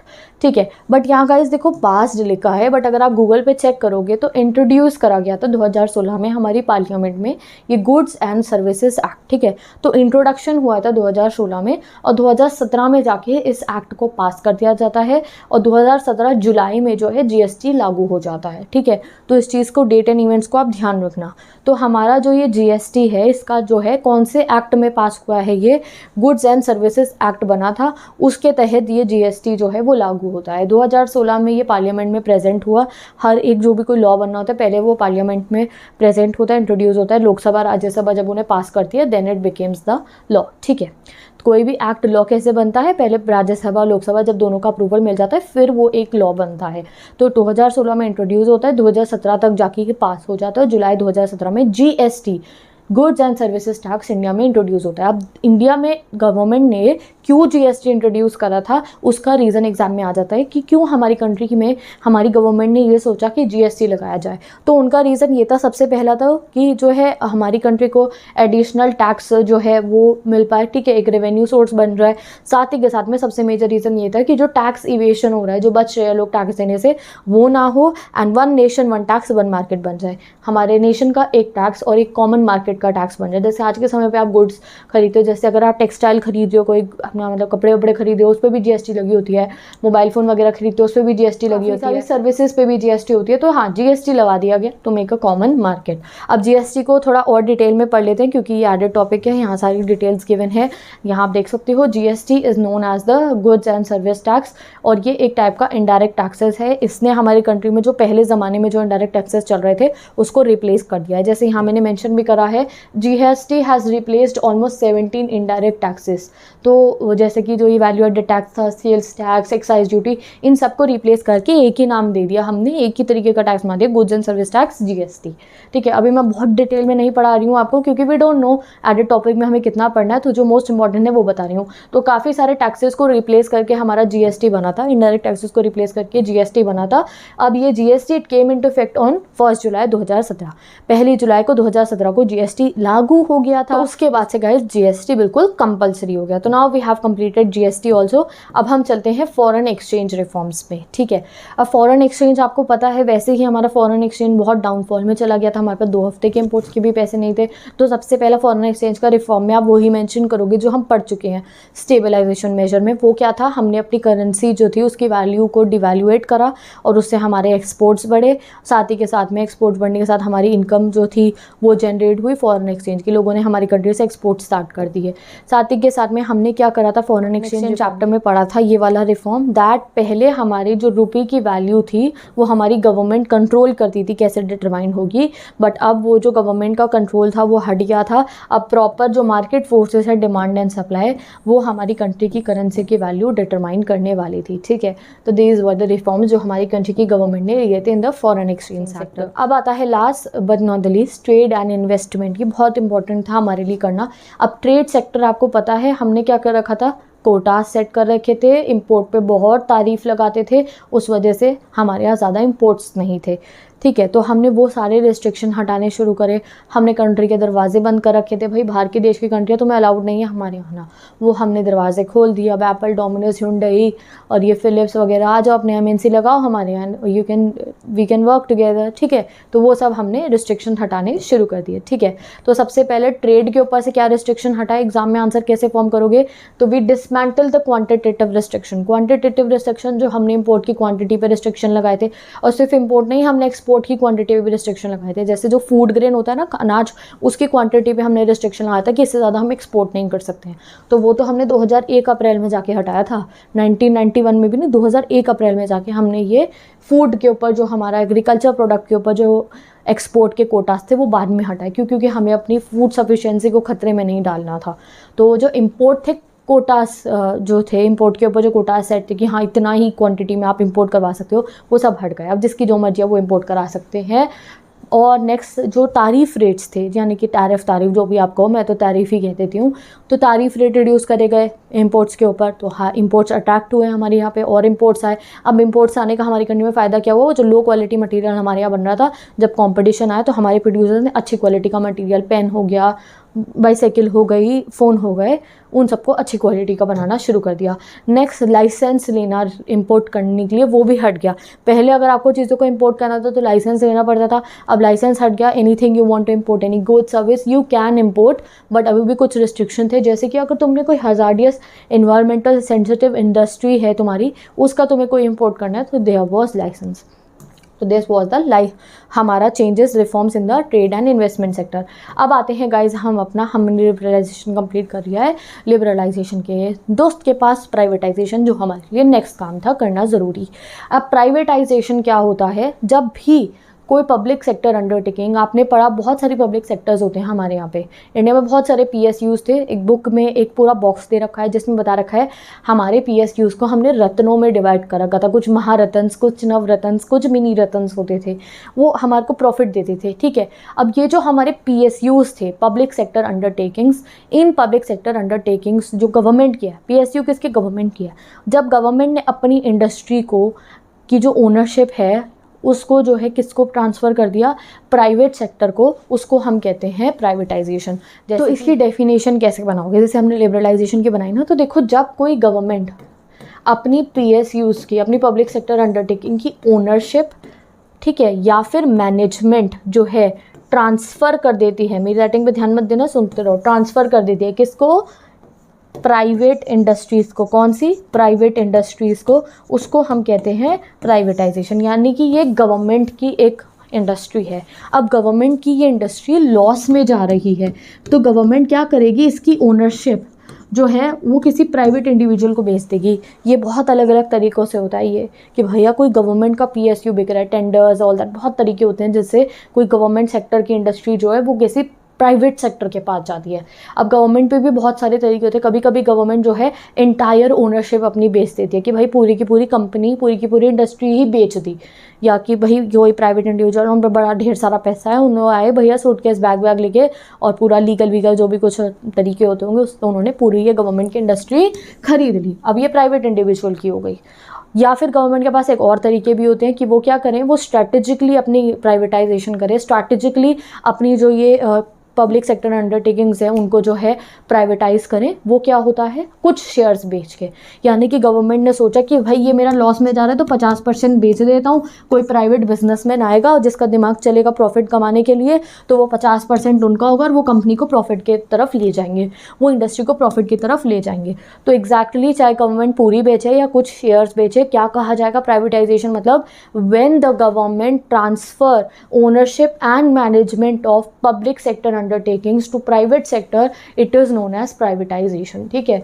तो when it implies shedding the ownership, या फिर आप लिख सकते हो transfer of ownership or management of a government owned enterprise into private sector is known as privatization। अब privatization दो फॉर्म में होती है, यहाँ दोनों फॉर्म्स आप देख सकते हो, by withdrawal of the government from ownership and management of public sector. इसको डिसइन्वेस्टमेंट कह देते हैं गाइस, कि गवर्नमेंट ने अपनी ओनरशिप और मैनेजमेंट विड्रॉल कर लिया है, इसको डिसइन्वेस्टमेंट कहते हैं। डिसइन्वेस्टमेंट अलग अलग टाइप की होती है, कि इतने शेयर गवर्नमेंट ने बेच दिए, इतने शेयर बेच दिए, अभी समझाऊंगी। और एक होता है outright sale of public sector, यहाँ पे कंप्लीटली गवर्नमेंट अपनी कंपनी को बेच दिया करती है पूरी, वो पूरा एक प्राइवेट इंडिविजुअल की है, now they will take care of it, ठीक है, वो ओनरशिप पूरी उनके पास चली गई है। तो ये जो डिसइन्वेस्टमेंट होती है, डिसइन्वेस्टमेंट इसका मतलब क्या होता है, जब भी कोई गवर्नमेंट अपनी जो कंपनी है, अपनी जो पब्लिक सेक्टर अंडरटेकिंग है, उसके कुछ शेयर्स को किसी प्राइवेट सेक्टर को बेचती है, उसको हम कहते हैं गाइस डिसइन्वेस्टमेंट, ठीक है। अब ये जो डिसइन्वेस्टमेंट है ये दो फॉर्म्स में डिवाइडेड होती है, एक माइनॉरिटी डिसइन्वेस्टमेंट और एक मेजॉरिटी डिसइन्वेस्टमेंट। माइनॉरिटी डिसइन्वेस्टमेंट है, इसमें देखो क्या होता है, गवर्नमेंट अपने पास टिपिकली लिखा है 51% या उससे ज़्यादा अपने पास रखती है, यानी कि मेजॉरिटी जो शेयर्स है वो तो अभी भी गवर्नमेंट के पास ही है ना, हाँ, बाकी बचे हुए वो प्राइवेट सेक्टर को बेच देती है, जिससे कि गवर्नमेंट का भी कंट्रोल रहे उस पब्लिक सेक्टर पे, और प्राइवेट का जो दिमाग है, प्राइवेट की जो टेक्निक्स है, प्राइवेट सेक्टर जो प्रॉफिट अर्न कर सकती है वो भी यहाँ पे हो जाए। दूसरा होता है माइनॉरिटी डिसइन्वेस्टमेंट, गवर्नमेंट रिटेन करती है माइनॉरिटी स्टेक्स, यानी कि गवर्नमेंट काफ़ी सारा हिस्सा बेच देती है, अपने पास बहुत मिनिमम स्टेक्स रखती है, और ये भी टाइप की डिसइन्वेस्टमेंट हमारे यहाँ होती है। बट जो भी ये डिसइन्वेस्टमेंट होती है कंट्री में गाइस, इसको बोला जाता है स्ट्रेटेजिक डिसइन्वेस्टमेंट। क्यों करा हमने, क्यों हम पब्लिक सेक्टर की इंडस्ट्रीज़ को बेच रहे थे प्राइवेट सेक्टर्स को, क्योंकि आपको पता है ये लॉस में जा रही थी। अगर कोई प्राइवेट सेक्टर का कोई इंडस्ट्रियलिस्ट आ रहे हैं तो वो प्रॉफिट अर्निंग की बात सोचेंगे और वो इनको प्रॉफिट की तरफ लेके जाएंगे, ठीक है। अब देखते हैं गाइज हम कंप्लीट प्राइवेटाइजेशन। कंप्लीट प्राइवेटाइजेशन वो होता है जहाँ 100% कंट्रोल एक पब्लिक सेक्टर अंडरटेकिंग का किसी एक प्राइवेट सेक्टर पे चला जाता है। एक एग्जाम्पल है कंप्लीट प्राइवेटाइजेशन का मॉडर्न ब्रेड और IDT ITDC होटल्स, ठीक है। तो मॉडर्न ब्रेड जो पहले एक पब्लिक सेक्टर इंडस्ट्री होती थी, फूड इंडस्ट्री, वो पूरी की पूरी बिक जाती है प्राइवेट इंडस्ट्री को, ठीक है। तो with this we have completed this investment privatisation कैसे होता है समझ गए ना, जब गवर्नमेंट अपनी ओनरशिप और अपना मैनेजमेंट ट्रांसफ़र करती है किसी प्राइवेट सेक्टर को, कभी कभी मेजर वे में करती है, कभी कभी माइनर वे में, कभी कभी टोटल कर देती है, ठीक है। तो इसको हम कहते हैं प्राइवेटाइजेशन। अब देखो गाइस, ये प्राइवेटाइजेशन का क्या फ़ायदा मिलता है हमारी कंट्री को। तो सबसे पहले प्राइवेटाइजेशन करने से फाइनेंशियल डिसिप्लिन आता है, यानी कि अब जब कोई इंडस्ट्री को वो प्राइवेट सेक्टर वाले आके चलाएंगे तो इंडस्ट्रियलिस्ट जो होगा उसके दिमाग में होगा मैं प्रॉफिट जनरेट करूँ, और अगर प्रॉफिट जनरेट हो रहा है तो इंडिया का फ़ायदा तो होना ही था। साथ ही के साथ में अब क्या होता है, देखो जो पब्लिक सेक्टर इंडस्ट्रीज़ थी वहाँ पे एम्प्लॉयज़ काम कर रहे थे गवर्नमेंट के, तो उनको तो अपनी अपनी सैलरीज मिल रही थी, तो they were not giving that much input कि वो प्रॉफिट इंक्रीज़ करे। बट जो इंडस्ट्रियलिस्ट आएगा उसकी तो अपनी जेब से जाना है पैसा, तो वो चाहेगा कि भैया मेरा प्रॉफिट इंक्रीज़ हो, उसके लिए चाहे उन्हें नई टेक्नोलॉजी लानी पड़े या उन्हें जो है कुछ वेज रेट बढ़ाने पड़े लेबर्स के, जिससे वो अच्छे से काम करे, वो अपनी तरह से इनिशिएटिव ज़्यादा लेकर आएंगे प्रॉफिट बढ़ाने के लिए। तो ये मॉडर्नाइजेशन भी ना, इन्हें इनपुट्स टूल्स जो है जब प्राइवेट इंडस्ट्रियलिस्ट आ जाएंगे तो उससे फ़ायदा मिलेगा, ठीक है। नेक्स्ट हो गया जो है जो प्राइवेट सेक्टर की कैपेबिलिटीज़ अगर PSUs पब्लिक सेक्टर के साथ जुड़ जाएंगी, यानी कि वो प्रॉफिट मेकिंग वाली सोच और वेलफेयर वाली सोच दोनों मिल जाएगी, तो फ़ायदा ही फ़ायदा है। और उसके अलावा एक और बेनिफिट था हमारा प्राइवेटाइजेशन करने का, वो क्या था, ऐसा कहा गया कि अगर हम प्राइवेटाइज करेंगे अपनी इकोनॉमी को, प्राइवेट इंडस्ट्रीज़ को एनकरेज करेंगे तो उससे फॉरेन डायरेक्ट इन्वेस्टमेंट को भी एनकरेजमेंट मिलेगा। जैसे मैं आपको समझा चुकी हूँ, FDI यानी कि बाहर के देश की इंडस्ट्रीज़ कंपनीज हमारी कंट्री इंडिया में आके अपनी कंपनीज और इंडस्ट्रीज लगाने में इंटरेस्टेड होगी। जब प्राइवेट सेक्टर अलाउड होगा तभी तो वो ये काम कर पाएंगे। तो इसलिए प्राइवेटाइजेशन के ये सो एंड सो फायदे थे। इस तरीके से हमारी कंट्री में प्राइवेटाइजेशन हुआ था, एक स्ट्रेटेजिक डिसइन्वेस्टमेंट के थ्रू, और दूसरा हुआ था कि जो है टोटली जो है किसी न किसी पब्लिक सेक्टर को हमने सेल कर दिया है किसी प्राइवेट सेक्टर को। तो this was all about the privatisation. अब आता है गाइज हमारा LPG का G, ग्लोबलाइजेशन। अब ग्लोबलाइजेशन क्या होता है, तो देखो ग्लोबलाइजेशन एक बहुत ही कॉम्प्लेक्स फिनोमिना है, कोई सिंपल चीज़ नहीं है ग्लोबलाइजेशन। अगर आप पॉलिटिकल साइंस पढ़ोगे तो आपको ग्लोबलाइजेशन की बिल्कुल अलग डेफिनेशन मिलेगी, ज्योग्राफी पढ़ोगे तो थोड़ी डिफरेंट डेफिनेशन मिलेगी। यहाँ हम इकोनॉमिक पॉइंट ऑफ व्यू से पढ़े तो बस एक बात समझो, ग्लोबलाइजेशन मतलब अपने कंट्री की इकोनॉमी को वर्ल्ड की मार्केट की इकोनॉमी से इंटरलिंक या इंटर कनेक्ट कर देने को हम ग्लोबलाइजेशन कहते हैं। जैसे पहले हमने अपने घर के दरवाजे बंद कर रखे थे, यानी कि इंडिया ने अपने डोर्स को बंद कर रखा था कि नहीं हम बाहर के देशों की कंट्री से ज़्यादा लेवल पे इंपोर्ट एक्सपोर्ट ट्रेड नहीं करेंगे। हमने अपना बचाव कर रखा था कोटाज और क्वांटिटेटिव मेजर्स और टैरिफ्स लगा के। तो इस वजह से गाइस हम इतना ज़्यादा इंटीग्रेटेड नहीं थे बाहर के देश की किसके साथ, इकोनॉमी के साथ। बट जैसे ही हम ग्लोबलाइजेशन लेकर आए तो हम लोग कनेक्ट हो गए उनसे। अब भैया हर कंपनी का प्रोडक्ट बाहर के देश का हमारे यहाँ के बिक सकता था। पहले जैसे एक इंसान के पास पेन खरीदने के लिए एक कंपनी की चॉइस थी, तो अब बाहर के देश से इतनी सारी पेन की कंपनीज इंडिया में आके जो है अपने प्रोडक्ट को बेच सकती थी। तो हमारे पास इतनी सारी चॉइसेस बढ़ गई। पहले एक स्मार्टफोन, अगर चलो स्मार्टफोन तो उस जमाने की बात मत करो, जैसे अभी आज की बात की देखो आप कि आज के ज़माने में आप अगर मार्केट में देखोगे तो इतने सारे स्मार्टफोन हैं, उनको ज़रा चेक कर लेना, आधे से ज़्यादा जितने भी हमारे सामने होते हैं वो सब फॉरेन कंपनीज के ही तो हैं। वो क्यों है? क्योंकि हमने ग्लोबलाइज कर रखा है अपनी इकोनॉमी को। हमने उन फॉरेन कंपनीज के प्रोडक्ट्स को अलाउ कर रखा है कि आप आके हमारी कंट्री की मार्केट में अपने प्रोडक्ट्स को बेच सकते हो। वो क्यों हुआ था? ग्लोबलाइजेशन की वजह से हुआ था। Before this globalisation, privatisation and liberalisation, हमने इसी चीज़ को स्टॉप कर रखा था कि बाहर के प्रोडक्ट इंडिया में ज़्यादा ना बिके, so that domestic market grow हो। बट वो इतने प्रोटेक्शन से भी हमें जब इकोनॉमिक क्राइसिस हुए तो हमने LPG कर दिया। तो दिस इज ग्लोबलाइजेशन, जब हमने अपनी कंट्री की इकोनॉमी को बाहर के देशों की इकोनॉमी के साथ, वर्ल्ड इकोनॉमी के साथ इंटरलिंक करा, that is globalisation.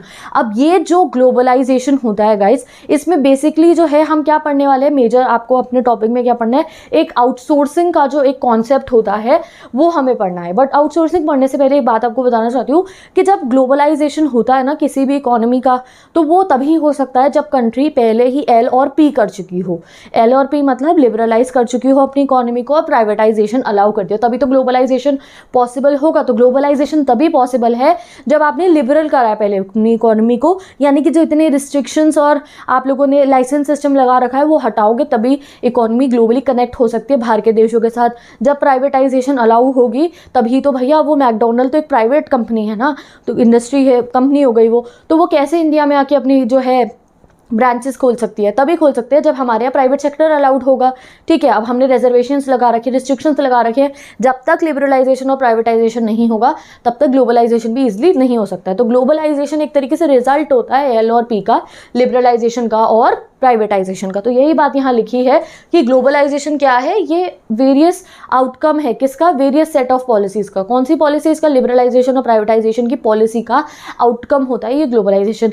And globalisation अगर हम इकोनॉमी के अलावा देखें तो गाइस, जब एक कंट्री की इकोनॉमी ग्लोबलाइज करती है तो उसका कल्चर भी ग्लोबलाइज होता है। यानी कि जब हमने अपनी इंडिया की इकोनॉमी को ग्लोबलाइज करा तो ऐसा नहीं है कि सिर्फ इकोनॉमी ग्लोबलाइज हुई, हमारे कल्चर के बारे में बाहर के देश को पता चला। ठीक है, और उन लोगों के कल्चर के बारे में हमें पता चला। जैसे मैकडॉनल्ड का बर्गर, डोमिनोज का पिज़्ज़ा हमारे यहाँ पे बिकना शुरू हो गया तो हम उनके फूड आइटम्स के बारे में जान पाए। अगर हमारा कोई वहाँ पे जाके हमारी कोई इंडिया बेस्ड अगर कोई भी इंडस्ट्री हो गई, कोई भी प्रोडक्ट्स हो गए, अगर बाहर जाके वो बिकते तो वो हमारे कल्चर एंड हमारी चीज़ों के बारे में जान पाएंगे। ठीक है, तो इस तरीके से इकोनॉमी में कल्चर भी लोग एक दूसरे का समझ पाते हैं अलग अलग। और ग्लोबलाइजेशन में माइग्रेशन भी होता है, यानी कि कई बार क्या होता है ग्लोबलाइजेशन में माइग्रेशन ऑफ पीपल होता है कि कुछ लोग एक से दूसरी कंट्रीज में जाके सेटल हो जाते हैं। वेरियस टाइप से ग्लोबलाइजेशन होता है। ग्लोबलाइजेशन पता है क्या होता है, फ्लो होता है किसी भी गुड्स का, सर्विसेज का और पीपल का, इस सब के फ्लोज को ग्लोबलाइजेशन हम कहते हैं। बट अगर इकोनॉमिक पॉइंट ऑफ व्यू से देखोगे तो ग्लोबलाइजेशन क्या है, interlinking of economy of a country with the world market. बस ये आपको पढ़ना है। अब बात करते हैं हम आउटसोर्सिंग की, ये क्या होता है। तो आउटसोर्सिंग को ना मैं तुम्हें एक बहुत सिंपल एग्जाम्पल से समझाती हूँ, तुम पूरा समझ जाओगे। ठीक है, सपोज करो मैंने जो है एक फर्म ओपन करी है अपनी, किसकी, टेक्सटाइल की। ठीक है, मैंने काफ़ी अच्छा सा अपना कोई ब्रांड लॉन्च कर दिया और वहाँ पे बहुत सारे अब मैंने अच्छे जनरेशन के बहुत अच्छे तरीके के क्लोथ्स वगैरह मैंने डिज़ाइन कर दिए हैं। आई हैव पूरा स्टॉक पूरा रेडी हो चुका है, मेरे पास पूरा बैच रेडी है। और जो है अब आई वांट कि वो सब क्या हो जाए, वो बिक जाए। ठीक है, बट मेरे को एडवर्टाइजमेंट की कोई नॉलेज नहीं है, मुझे एडवर्टाइजमेंट करना नहीं आता। मैंने बहुत कूल स्टफ रेडी करा है, लाइक हुडी, टॉप और टी शर्ट, सब कुछ बिल्कुल जो लेटेस्ट फैशन के होते हैं मैंने सब रेडी कर दिया, एवरीथिंग इज़ रेडी। बट मेरे को उन सब चीज़ों को एडवर्टाइज करना नहीं आता है। तो भाई मैं अपने बिजनेस को ग्रो कैसे करूँगी। तो तुम लोग मुझे सजेस्ट करोगे कि मैं किसी एडवर्टाइजिंग एजेंसी को हायर कर लूँ, वो मेरी हेल्प करेंगे, वो अपना जो भी उनका फीस होगी वो लेंगे और वो मेरी हेल्प करेंगे मेरे गुड्स को, मेरे प्रोडक्ट्स को एडवर्टाइज करके उनकी सेल में। ठीक है, सिंपल। तो ये जो चीज़ हुई ना कि मेरे को जो चीज़ की नॉलेज नहीं थी या मेरे को जिस चीज़ को करने का टाइम नहीं है, एक्सपीरियंस नहीं है, उसको मैं हेल्प मैंने किससे ली, किसी और कंपनी से, किसी और सोर्स से। इसी को कहते हैं आउटसोर्सिंग। डन। अब ये आउटसोर्सिंग जो है पहले एक कंट्री अपनी कंट्री में ही करवाती थी कि भैया यूएसए की कोई ऐसी फर्म है टेक्सटाइल वाली, उसने एडवर्टाइजमेंट कराना है तो अपनी ही किसी यूएसए की किसी एडवर्टाइजिंग एजेंसी से करा लेगा। बट धीरे धीरे क्या होने लग गया, ग्लोबलाइजेशन होने के बाद ये आउटसोर्सिंग अक्रॉस द कंट्रीज होने लग गई। अब यूएसए में जो एडवर्टाइजिंग एजेंसी है वो ज़्यादा पैसा चार्ज करेगी और वहीं पर अगर कोई एडवर्टाइजिंग एजेंसी इंडिया की उनको ऐड बना के देगी तो वो कम पैसा चार्ज करेगी। क्यों? क्योंकि हमारे यहाँ पे पॉपुलेशन ज़्यादा है और स्किल्ड एजुकेटेड लोग जो है वो भी बहुत ज़्यादा है। तो इसलिए आपने देखा है, आपने कभी कॉल सेंटर्स के बारे में सुना होगा, वैसे बीओपीज कहना हम कहें बीओपीज अगर, तो ठीक है, कॉल सेंटर पॉपुलरली कह देते हैं, इट इज़ बीओपी। ठीक है, तो आपने बीओपी का कॉन्सेप्ट कई बार सुना होगा कि बीओपी इंडिया में और चाइना में बहुत ज़्यादा है। क्यों है? क्योंकि इंडिया और चाइना में एजुकेटेड यूथ बहुत अच्छा है, हमारे यहाँ लोगों को एजुकेशन भी है, साथ ही के साथ में इंग्लिश बोलनी भी अच्छी आती है, स्पेशली इंडिया में। तो वो जो हमारा यूथ है और पॉपुलेशन इतनी ज़्यादा है तो इस वजह से जो बड़ी बड़ी कंपनीज होती है वो अपने टेलीकम्युनिकेशन, जो उनको कोई भी सर्विसेज प्रोवाइड करनी होती है, चाहे वो कोई सर्विस सेंटर हो, चाहे जैसे कोई ऑर्डर देना हो, जैसे डोमिनोज का ऑर्डर, जब ऐसा होता है कई बार कि बाहर के देश में कोई इंसान डोमिनोज का ऑर्डर दे रहा है और उसका जो बीपीओ होता है वो इंडिया में होता है। ठीक है, तो ये सब सर्विसेज जब आउटसोर्स करी जाती है तो उसको कहते हैं हम आउटसोर्सिंग। अब आउटसोर्सिंग में बहुत सारी चीज़ें हो सकती है कि कोई बाहर के देश की कंपनी इंडिया की किसी एडवर्टाइजिंग एजेंसी से अपना ऐड बनवा रही है, या इंडिया की किसी, आप कह सकते हो, लीगल कंपनी से एडवाइजेस ले रही है, या किसी इंडिया की किसी कंप्यूटर सर्विस प्रोवाइड करने वाली कंपनी से अपनी कंप्यूटर सर्विसेज ले रही है, एक्सेट्रा एक्सेट्रा। क्यों कर रहे हैं वो? इंडिया से काम क्यों ले रहे हैं, अपनी कंट्री में ही वो क्यों नहीं कर रहे हैं ये सब सर्विसेज अवेल? क्योंकि अगर वो इंडिया से ये सर्विसेज अवेल करेंगे तो उन्हें रिलेटिवली चीपर पड़ेगा, क्योंकि हमारे यहाँ पॉपुलेशन ज़्यादा है। और प्लस फैक्टर क्या है, पॉपुलेशन ज़्यादा है तो ठीक है भैया, आपको सस्ते में, आपको सस्ते में आपका जो है थोड़ा चीपर रेट्स पे काम हो सकता है, बट साथ ही के साथ काम क्वालिटी का होगा, क्योंकि हमारे यहाँ एजुकेटेड यूथ भी तो है। तो इस वजह से outsourcing is very popular these days. ठीक है, आउटसोर्सिंग बहुत ही बड़ा जो है ग्लोबलाइजेशन का फिनोमिना है और आउटसोर्सिंग जो है बहुत ज़्यादा ग्रो, पता है क्यों हो रहा है? ये जितना जितना टेलीकम्युनिकेशन सेक्टर ग्रो कर रहा है, ये स्मार्टफोन आ गए, इंटरनेट की स्पीड इतनी बढ़ गई है, ये जैसे जैसे जो है टेलीकम्युनिकेशन सेक्टर ग्रो कर रहा है, वैसे वैसे आउटसोर्सिंग भी ग्रो हो रही है। आपने कई बार सुना होगा आउटसोर्सिंग में BPOs के बारे में, और उसके अलावा भी बहुत सारी जो है सर्विसेज आउटसोर्स होती है, उनका आप नाम याद रखना, जैसे record keeping, accountancy, banking service, music recording, film editing, book transcription, even clinical advises.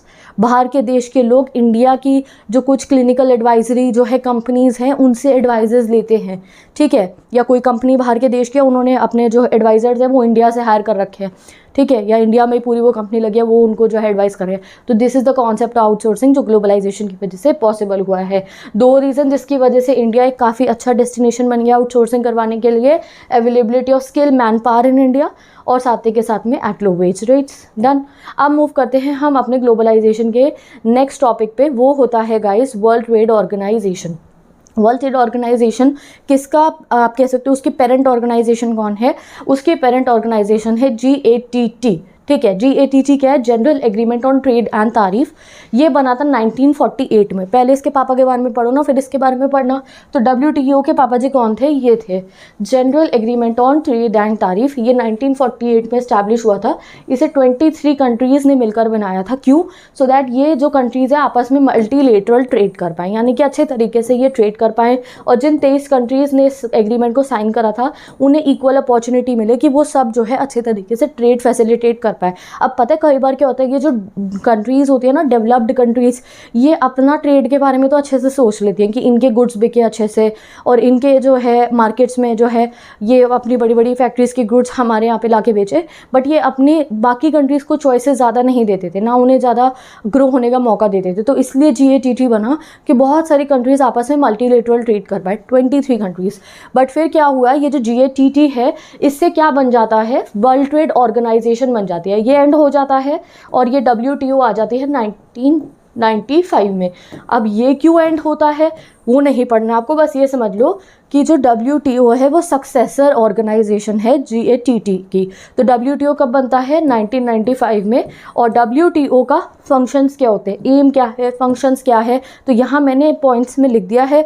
Exam में इंडियन इकोनॉमी का जो भी क्वेश्चन होगा आपके एग्जाम में वो आपको पॉइंट फॉर्म में ही आंसर करना चाहिए, ठीक है। तो इसलिए मैंने यहाँ पॉइंट फॉर्म में लिखा है। वर्ल्ड ट्रेड ऑर्गेनाइजेशन क्या करती है? वर्ल्ड ट्रेड ऑर्गेनाइजेशन भी ट्रेड फैसिलिटेट करने में हेल्प करती है। जो जो कंट्री WTO का हिस्सा बनती है, इंडिया भी WTO का मेंबर है, तो वो उनको हेल्प करती है। कहती तो यही है, हेल्प करेगी कि हर कंट्री आपस में अच्छे से ट्रेड कर पाए, ठीक है। तो चलो पढ़ लेते हैं फंक्शंस हमारे वर्ल्ड ट्रेड ऑर्गेनाइजेशन के।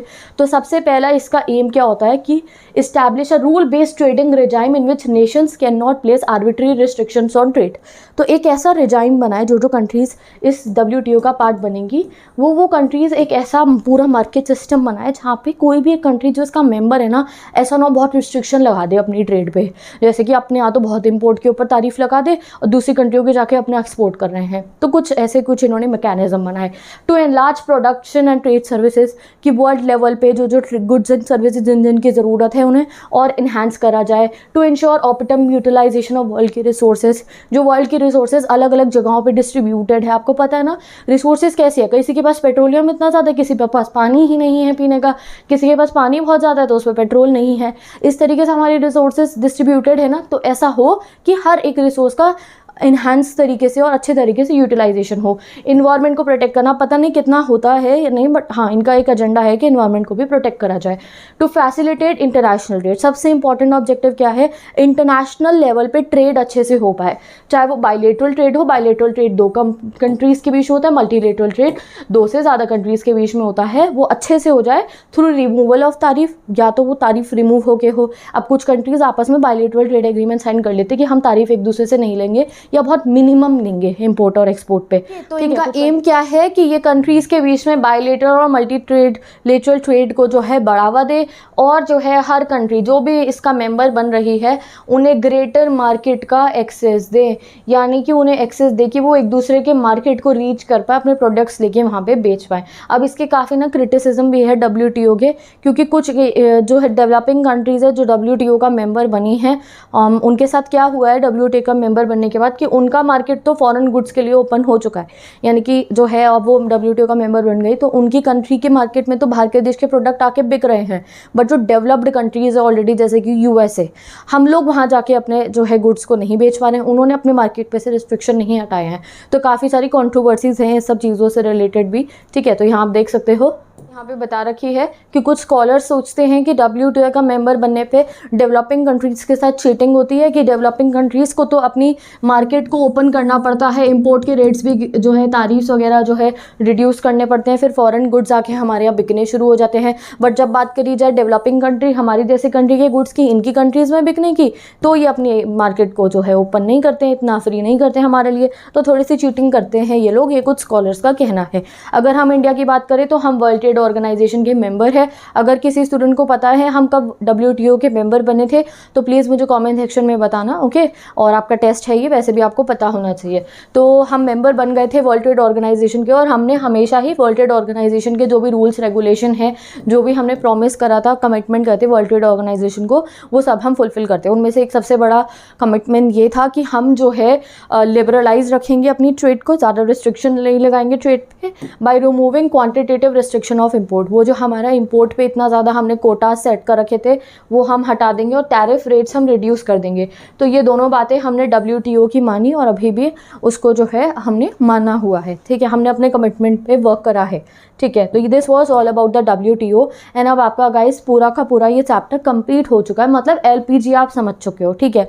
अब जब आपने LPG पढ़ लिया है तो एक बार ये जानते हैं कि इन LPG का हमें हमारी इकोनॉमी को क्या फ़ायदा मिला, ठीक है। अब पढ़ लिया तुमने तो सारी अच्छी अच्छी बातें पढ़ ली। अच्छा, ये चेंज रहा है, अब उसका इफेक्ट क्या हुआ, उसका रिजल्ट क्या हुआ, ठीक है। जो इतनी पढ़ाई कर रही है उसका रिजल्ट क्या आया, एक तरीके से ये मानो कि जो इतनी मेहनत करी है उसका क्या फल मिला हमारे को, जो इतने चेंजेस लाए उसका क्या फ्रूट मिला हमारे को, वो हम देखने वाले हैं इस टॉपिक में, Indian economy during reform and assessment. एक तरीके से हम इसका अब असेसमेंट करने वाले हैं, असेसमेंट करते हैं कि क्या रिफॉर्म्स का फ़ायदा हुआ। तो जब भी एक इंडिया की इकोनॉमी हो, किसी भी कंट्री की इकोनॉमी की ग्रोथ देखनी हो तो क्या देखते हैं, सबसे पहले GDP देखते हैं। तो चलो देखते हैं अपने GDP को। तो 1991 के बाद से, पोस्ट 1991 मतलब 1991 के बाद से जब ये पॉलिसीज लग गई थी, उसके बाद से हमारे GDP में कॉन्टिन्यूअस राइज देखा गया है, हमारा GDP इंक्रीज हुआ है। GDP फ्रॉम 5.6% जो 1991 में था, उससे 8.2% बढ़ गया था 2007 से 2012 में, ठीक है। अगर हम बात करें गाइज, ये GDP तो हमने समझ लिया। अब अगर हम ईच एंड एवरी सेक्टर का देखें कि कैसा रहा GDP के कंट्रीब्यूशन, तो एग्रीकल्चर का जो कंट्रीब्यूशन है वो डिक्लाइन हुआ है। इंडस्ट्रियल सेक्टर का जो कंट्रीब्यूशन है उसमें फ्लक्चुएशन देखी गई है कि कभी है अच्छा कभी नहीं है। बस और बस जो सबसे ज़्यादा ग्रोथ हमें दिखा है GDP में जो हुआ है वो हुआ है सर्विस सेक्टर का। वो आपने आउटसोर्सिंग में पढ़ा है कि कितना ज़्यादा BPOs एंड आउटसोर्सिंग सर्विसेज ज़्यादा हमारे यहाँ डेवलप हुई थी ग्लोबलाइजेशन के बाद, वो उस वजह से हुआ था। वैसे देखें तो GDP की ग्रोथ जो है वो ओवरऑल जो इतना ज़्यादा हाई हुई है, it is because of the service sector. हमारा एग्रीकल्चर और इंडस्ट्री इसको इतना बूस्ट नहीं मिला, सर्विस सेक्टर डेवलप हुआ आफ्टर दीज रिफॉर्म्स। देखो यहाँ हमें और आगे की कहानी बता रखी है, बेसिकली 2012 से लेके 2015 तक के पीरियड की, ठीक है। अब इसमें सबसे पहले बात करते हैं हम एग्रीकल्चर की, ठीक है। अब agriculture recorded a high growth rate during 13 and 14। 2013 से लेके 14 तक एग्रीकल्चर सही चला, बस उसके बाद से एग्रीकल्चर में भी नेगेटिव ग्रोथ रेट दिखा गया। सब्सिक्वेंट मतलब होता है आगे वाले उससे साल बाद का, तो उसके आगे 2013-14 में अच्छा चला, 2013-14 में agriculture growth was good, but उसके बाद से नेगेटिव डिक्लाइन होना शुरू हुआ। सर्विस सेक्टर की अगर हम बात करें तो सर्विस सेक्टर का ओवरऑल GDP तो जा रहा है, वो हायर रेट पे ही जा रहा है। 14 और 15 की अगर हम बात देखेंगे तो इसका GDP कितना था, 9.8% ग्रोथ रेट था इसके GDP में। तो सर्विस सेक्टर सही चल रहा है। अब सर्विस देख लिया, अब देखते हैं इंडस्ट्रियल सेक्टर का। तो इंडस्ट्रियल सेक्टर बहुत डिक्लाइन पे था गाइज हमारा, 2012 से 2013 के पीरियड में डिक्लाइन पे था। बट उसके बाद जो उसके आने वाले अगले साल है, जैसे आप मानो 13-14, 14-15, 15-16 नहीं 15 तक का ही बता रखा है ना, तो उससे आने वाले जो आगे के जो साल हुए उसमें इंडस्ट्रियल सेक्टर में पॉजिटिव ग्रोथ देखी गई। तो बस हमें एक एग्रीकल्चर ही दिखाया जहाँ इतनी ग्रोथ नहीं हुई। अभी सर्विस सेक्टर और इसमें तो पॉजिटिव ग्रोथ हमें देखी गई, ठीक है। ये इसमें डिक्लाइन आया था, ये हमें जीडीपी पता चल गया। अब देखते हैं ओपनिंग ऑफ द इकोनॉमी। जब हमने अपनी इकोनॉमी को ओपन करा, जैसे कि हमारे पास फॉरेन एक्सचेंज रिजर्व तो इतना ज़्यादा फॉल डाउन हो गया था, बट देखो ओपनिंग ऑफ इकोनॉमी से हमारा फॉरेन एक्सचेंज रिजर्व काफ़ी स्ट्रॉन्ग हुआ। और अगर मैं आपको आज के टाइम की बात कर रहा हूँ तो हम लोग ना वन ऑफ द कह सकते हैं largest foreign exchange reserve holder है। अगर आप प्रेजेंटली चेक करोगे तो I think so we are on the 5th number, ठीक है। तो हम काफ़ी अच्छे लेवल पे आ गए हैं। हमारे पास बहुत सारा फॉरेन एक्सचेंज रिजर्व है। तो देखो how much long path we have covered. देखो तो यही तो चीज़ हमें सीख लेनी चाहिए हर एक चैप्टर से भी अपने, कि क्या वो ज़माना था जब हमारे पे 2 हफ्ते के भी इम्पोर्ट्स के पैसे नहीं थे, और आज हम लोग कौन से हैं, one of the largest foreign exchange reserve holders है पूरे वर्ल्ड के, ठीक है। तो टाइम चेंजेस, ठीक है। तो यहाँ आप देख सकते हो 1990 से 1991 में हमारे पास $100 मिलियन हुए, और 17-18 में हमारे पास $30 बिलियन तक फॉरेन एक्सचेंज रिजर्व था, ठीक है। और धीरे धीरे जैसे जैसे हमारी इकोनॉमी ग्रो हो रही है, अब आज के समय पे हम लोग one of the largest foreign exchange reserve holders हैं इन द वर्ल्ड, ठीक है। तो आप ना रैंक भी याद कर लेना, जब एग्जाम होगा उससे पहले एक बार रैंक चेक कर लेना, ठीक है। और अगर हम अपने एक्सपोर्ट सेक्टर की बात करें तो इंडिया काफ़ी सारी चीज़ों को आजकल एक्सपोर्ट करता है। फार्मास्यूटिकल्स हो, आईटी सॉफ्टवेयर हो, इंजीनियरिंग गुड्स हो, टेक्सटाइल्स हो, तो हम लोगों ने काफ़ी सारा एक्सपोर्ट स्टार्ट भी कर दिया है। And rising prices have also been kept under control. और हमारे यहाँ ऐसा ये है कि हाँ, इकोनॉमी में जो इन्फ्लेशन है वो भी बहुत ज़्यादा नहीं बढ़ी है, प्राइस राइज है but it's under control. Done. अब देखते हैं, ये तो सारा एप्रिसिएशन था गाइस, ठीक है। इस यहाँ तक जितना आपने पढ़ा है, ज़्यादातर इन रिफॉर्म्स को अप्रिशिएट करा गया कि ठीक है अच्छी ग्रोथ थी हमारी। बट अब देखते हैं इस रिफॉर्म्स की क्रिटिक्स, जिनको ये रिफॉर्म्स में ऐसा लगा कि नहीं इनमें कुछ कमियां भी थी। कमियां इस रिफॉर्म की कहाँ पे थी गाइस, कि जीडीपी तो ग्रो हुआ बट ना ही हमारी कंट्री में ज़्यादा एम्प्लॉयमेंट बढ़ी। एग्रीकल्चर सेक्टर और इंडस्ट्रियल सेक्टर का इंफ्रास्ट्रक्चर इतना डेवलप नहीं हुआ हमारा, ठीक है। तो यही बात बताई गई है। तो इन सबको हम इतना एक 1 by 1 स्टडी करेंगे। पहले देखते हैं एम्प्लॉयमेंट। तो जीडीपी में तो ग्रोथ हुआ बट एम्प्लॉयमेंट इतनी जनरेट नहीं हुई। नेक्स्ट देखो आप एग्रीकल्चर। तो एग्रीकल्चर के जो रिफॉर्म्स आए उससे हमें इतना बेनिफिट नहीं मिला, से हमें इतना अच्छा ग्रोथ रेट नहीं मिला। क्रिटिक्स का ये कहना है क्यों नहीं मिला, उन्होंने रीजंस भी बताए। सबसे पहले जो पब्लिक इन्वेस्टमेंट, जो गवर्नमेंट इन्वेस्टमेंट करती थी एग्रीकल्चर के लिए, इंफ्रास्ट्रक्चर, रोड डेवलप करने में, इरीगेशन डेवलप करने में, 1991 के बाद से उसका रोल बहुत ज़्यादा डिक्रीज हो गया था। एंड इस वजह से क्या हुआ, हमारे यहाँ इतना अच्छा साउंड बेस जो है वो डेवलप अब नहीं हो पाया। साथ ही के साथ में जैसे ही ये फर्टिलाइजर इंडस्ट्री जो सब्सिडी मिल रही थी, जब उसको जो है थोड़ा थोड़ा रिमूव करना शुरू हो जाता है, ठीक है। तो उससे क्या हुआ, फर्टिलाइजर सब्सिडीज जब मिलनी बंद होती है तो उसको सबसे ज़्यादा इफेक्ट होता है स्मॉल फार्मर को, क्योंकि तुम्हें पता है HYVC अमीर फार्मर तो अफोर्ड कर सकते हैं, वो फर्टिलाइजर खरीदेंगे, स्मॉल फार्मर नहीं कर सकते थे। नेक्स्ट बात ये होती है कि ये जो सेक्टर है हमारा, इसमें जो पॉलिसी चेंज हुई कि इंपोर्ट जो है अब अलाउ हो गए थे, इंपोर्ट पे बहुत रिस्ट्रिक्शंस हट चुके थे। तो उससे क्या हुआ, इंडिया में फूड ग्रेन भी इंपोर्ट होना शुरू हो गया, और फिर हमारा डोमेस्टिक प्रोडक्ट जो हमारा खुद का प्रोडक्ट था उसको कॉम्पिटिशन झेलना पड़ा जो फॉरेन प्रोडक्ट्स थे उससे। और आप सोचो फिर फार्मर्स को कितना ज़्यादा प्रॉब्लम हुई होगी। एक तो ऑलरेडी हमारे एग्रीकल्चर में इतना प्रॉफिट नहीं था और साथ में कंपटीशन भी झेलना पड़ रहा था, ठीक है। अब अगर हम बात करें जाए, एक और प्रॉब्लम थी जिसकी वजह से हमारे यहाँ फूड प्राइसेस राइज देखे गए, वो ये था कि हमारा एग्रीकल्चर को एक्सपोर्ट ओरिएंटेड बना दिया था। यानी कि उन एग्रीकल्चर फूड ग्रेन को ज़्यादा प्रोड्यूस करना शुरू कर दिया जिसमें जो है जो कैश क्रॉप होती है, जैसे कॉटन हो गया, जूट हो गया, और आप मान लो टी हो गई, कॉफ़ी हो गई, और भी बहुत सारी कैश क्रॉप्स होती हैं। तो मेजर फोकस ना फार्मर्स का कैश क्रॉप पे हो गया, और उससे क्या हुआ, जो एसेंशियल फूड ग्रेन्स है उनकी जो है वो इतना ज़्यादा नहीं हुए जितनी डिमांड है, इतनी पॉपुलेशन हमारे यहाँ, इस वजह से फूड प्राइसेस राइज हो गए। कैश क्रॉप पे फोकस करो, एसेंशियल गुड बना रही है तो एसेंशियल गुड्स के तो प्राइस राइज होने ही है। तो ये कुछ रीज़न थे जिसकी वजह से एग्रीकल्चर का स्लो ग्रोथ रेट रहा। अगर हम बात करें इंडस्ट्रीज़ की, तो इंडस्ट्रीज़ का भी रिकॉर्ड जो है वो स्लो है। ऐसा नहीं है इंडस्ट्रीज़ ने ग्रो करा, बट ऐसा बहुत तेज़ ग्रो नहीं करा जितना करना चाहिए था। उसका सबसे बड़ा रीज़न क्या था गाइज, ये तो जो हमारी कंट्री में क्या हुआ, इन्वेस्टमेंट इतनी अच्छी थी नहीं, इंडस्ट्रियल सेक्टर में ज़्यादा इन्वेस्टमेंट नहीं करा गया, इंफ्रास्ट्रक्चर, टेक्नोलॉजी, इसमें इन्वेस्टमेंट ज़्यादा हुई नहीं। ऊपर से हमारा इकोनॉमी खुल चुकी थी, बाहर के देश से इंपोर्टेड प्रोडक्ट इंडिया में आ रहे थे। अब हमारे इंडियन मैन्युफैक्चरर्स को बहुत तगड़ा कंपटीशन झेलना पड़ा फॉरेन गुड्स से। आप सिंपल कोई भी एक अपना एग्जाम्पल ले सकते हो आप, टीवी का एग्जाम्पल ले लो। आज के समय पे अगर आप मार्केट में देखो तो ज़्यादातर फॉरेन ब्रांड्स के टीवी बिकते हैं, ठीक है। कोई इंडियन ब्रांड तो होगा, वो आपने सोचो कोई बहुत ज़्यादा सक्सेसफुल होगा, ठीक है। या फिर आप बहुत सारे एरियाज़ में देखोगे जो हमारे डोमेस्टिक मैन्युफैक्चरर्स थे उनको प्रॉब्लम सहनी पड़ी because of this imported goods. उनको बहुत कॉम्पिटिशन, कोई सर्वाइव कर पाए, कोई सर्वाइव नहीं कर पाए, ठीक है। चाहे आप गाड़ी का ले लो, चाहे आप कोई इलेक्ट्रॉनिक आइटम, ये टीवी ले लो, फ्रिज ले लो, या फिर आप कोई स्मार्टफोन देख लो, इन सब की वजह से हमारे मैन्युफैक्चर डोमेस्टिक इंडस्ट्री थी, उसमें इतना इन्वेस्टमेंट नहीं हुआ, इंफ्रास्ट्रक्चर टेक्नोलॉजी उसमें इतना ग्रोथ तो हुआ नहीं, फिर ऊपर से इतना ज़्यादा कंपटीशन झेलना पड़ा इंपोर्टेड प्रोडक्ट से, तो इस वजह से हमारा ग्रोथ रेट हुआ बट स्लो रेट पे हमारा ग्रोथ हुआ, ठीक है। तो चीपर इंपोर्ट्स की वजह से हमें बहुत प्रॉब्लम सहनी पड़ी। और एक और चीज़ आप समझो, अब ये डेवलपिंग कंट्री जो ये कंट्रीज थी, डेवलप कंट्रीज़, इन्होंने हमारे यहाँ पे तो तारीफ के रेट गिरवा दिए, ठीक है, कि आप अपने इंपोर्ट पे टैरिफ्स कम लगाओ, बट कुछ डेवलप कंट्रीज थी हमें अपनी मार्केट का उन्होंने एक्सेस नहीं दिया। जैसे कि यूएसए का आप देखो, अब हमारे यहाँ की टेक्सटाइल सेक्टर आपको पता है कितना अच्छा है, हमारे यहाँ टेक्सटाइल इंडस्ट्री काफ़ी ज़्यादा फ्लरिशिंग है।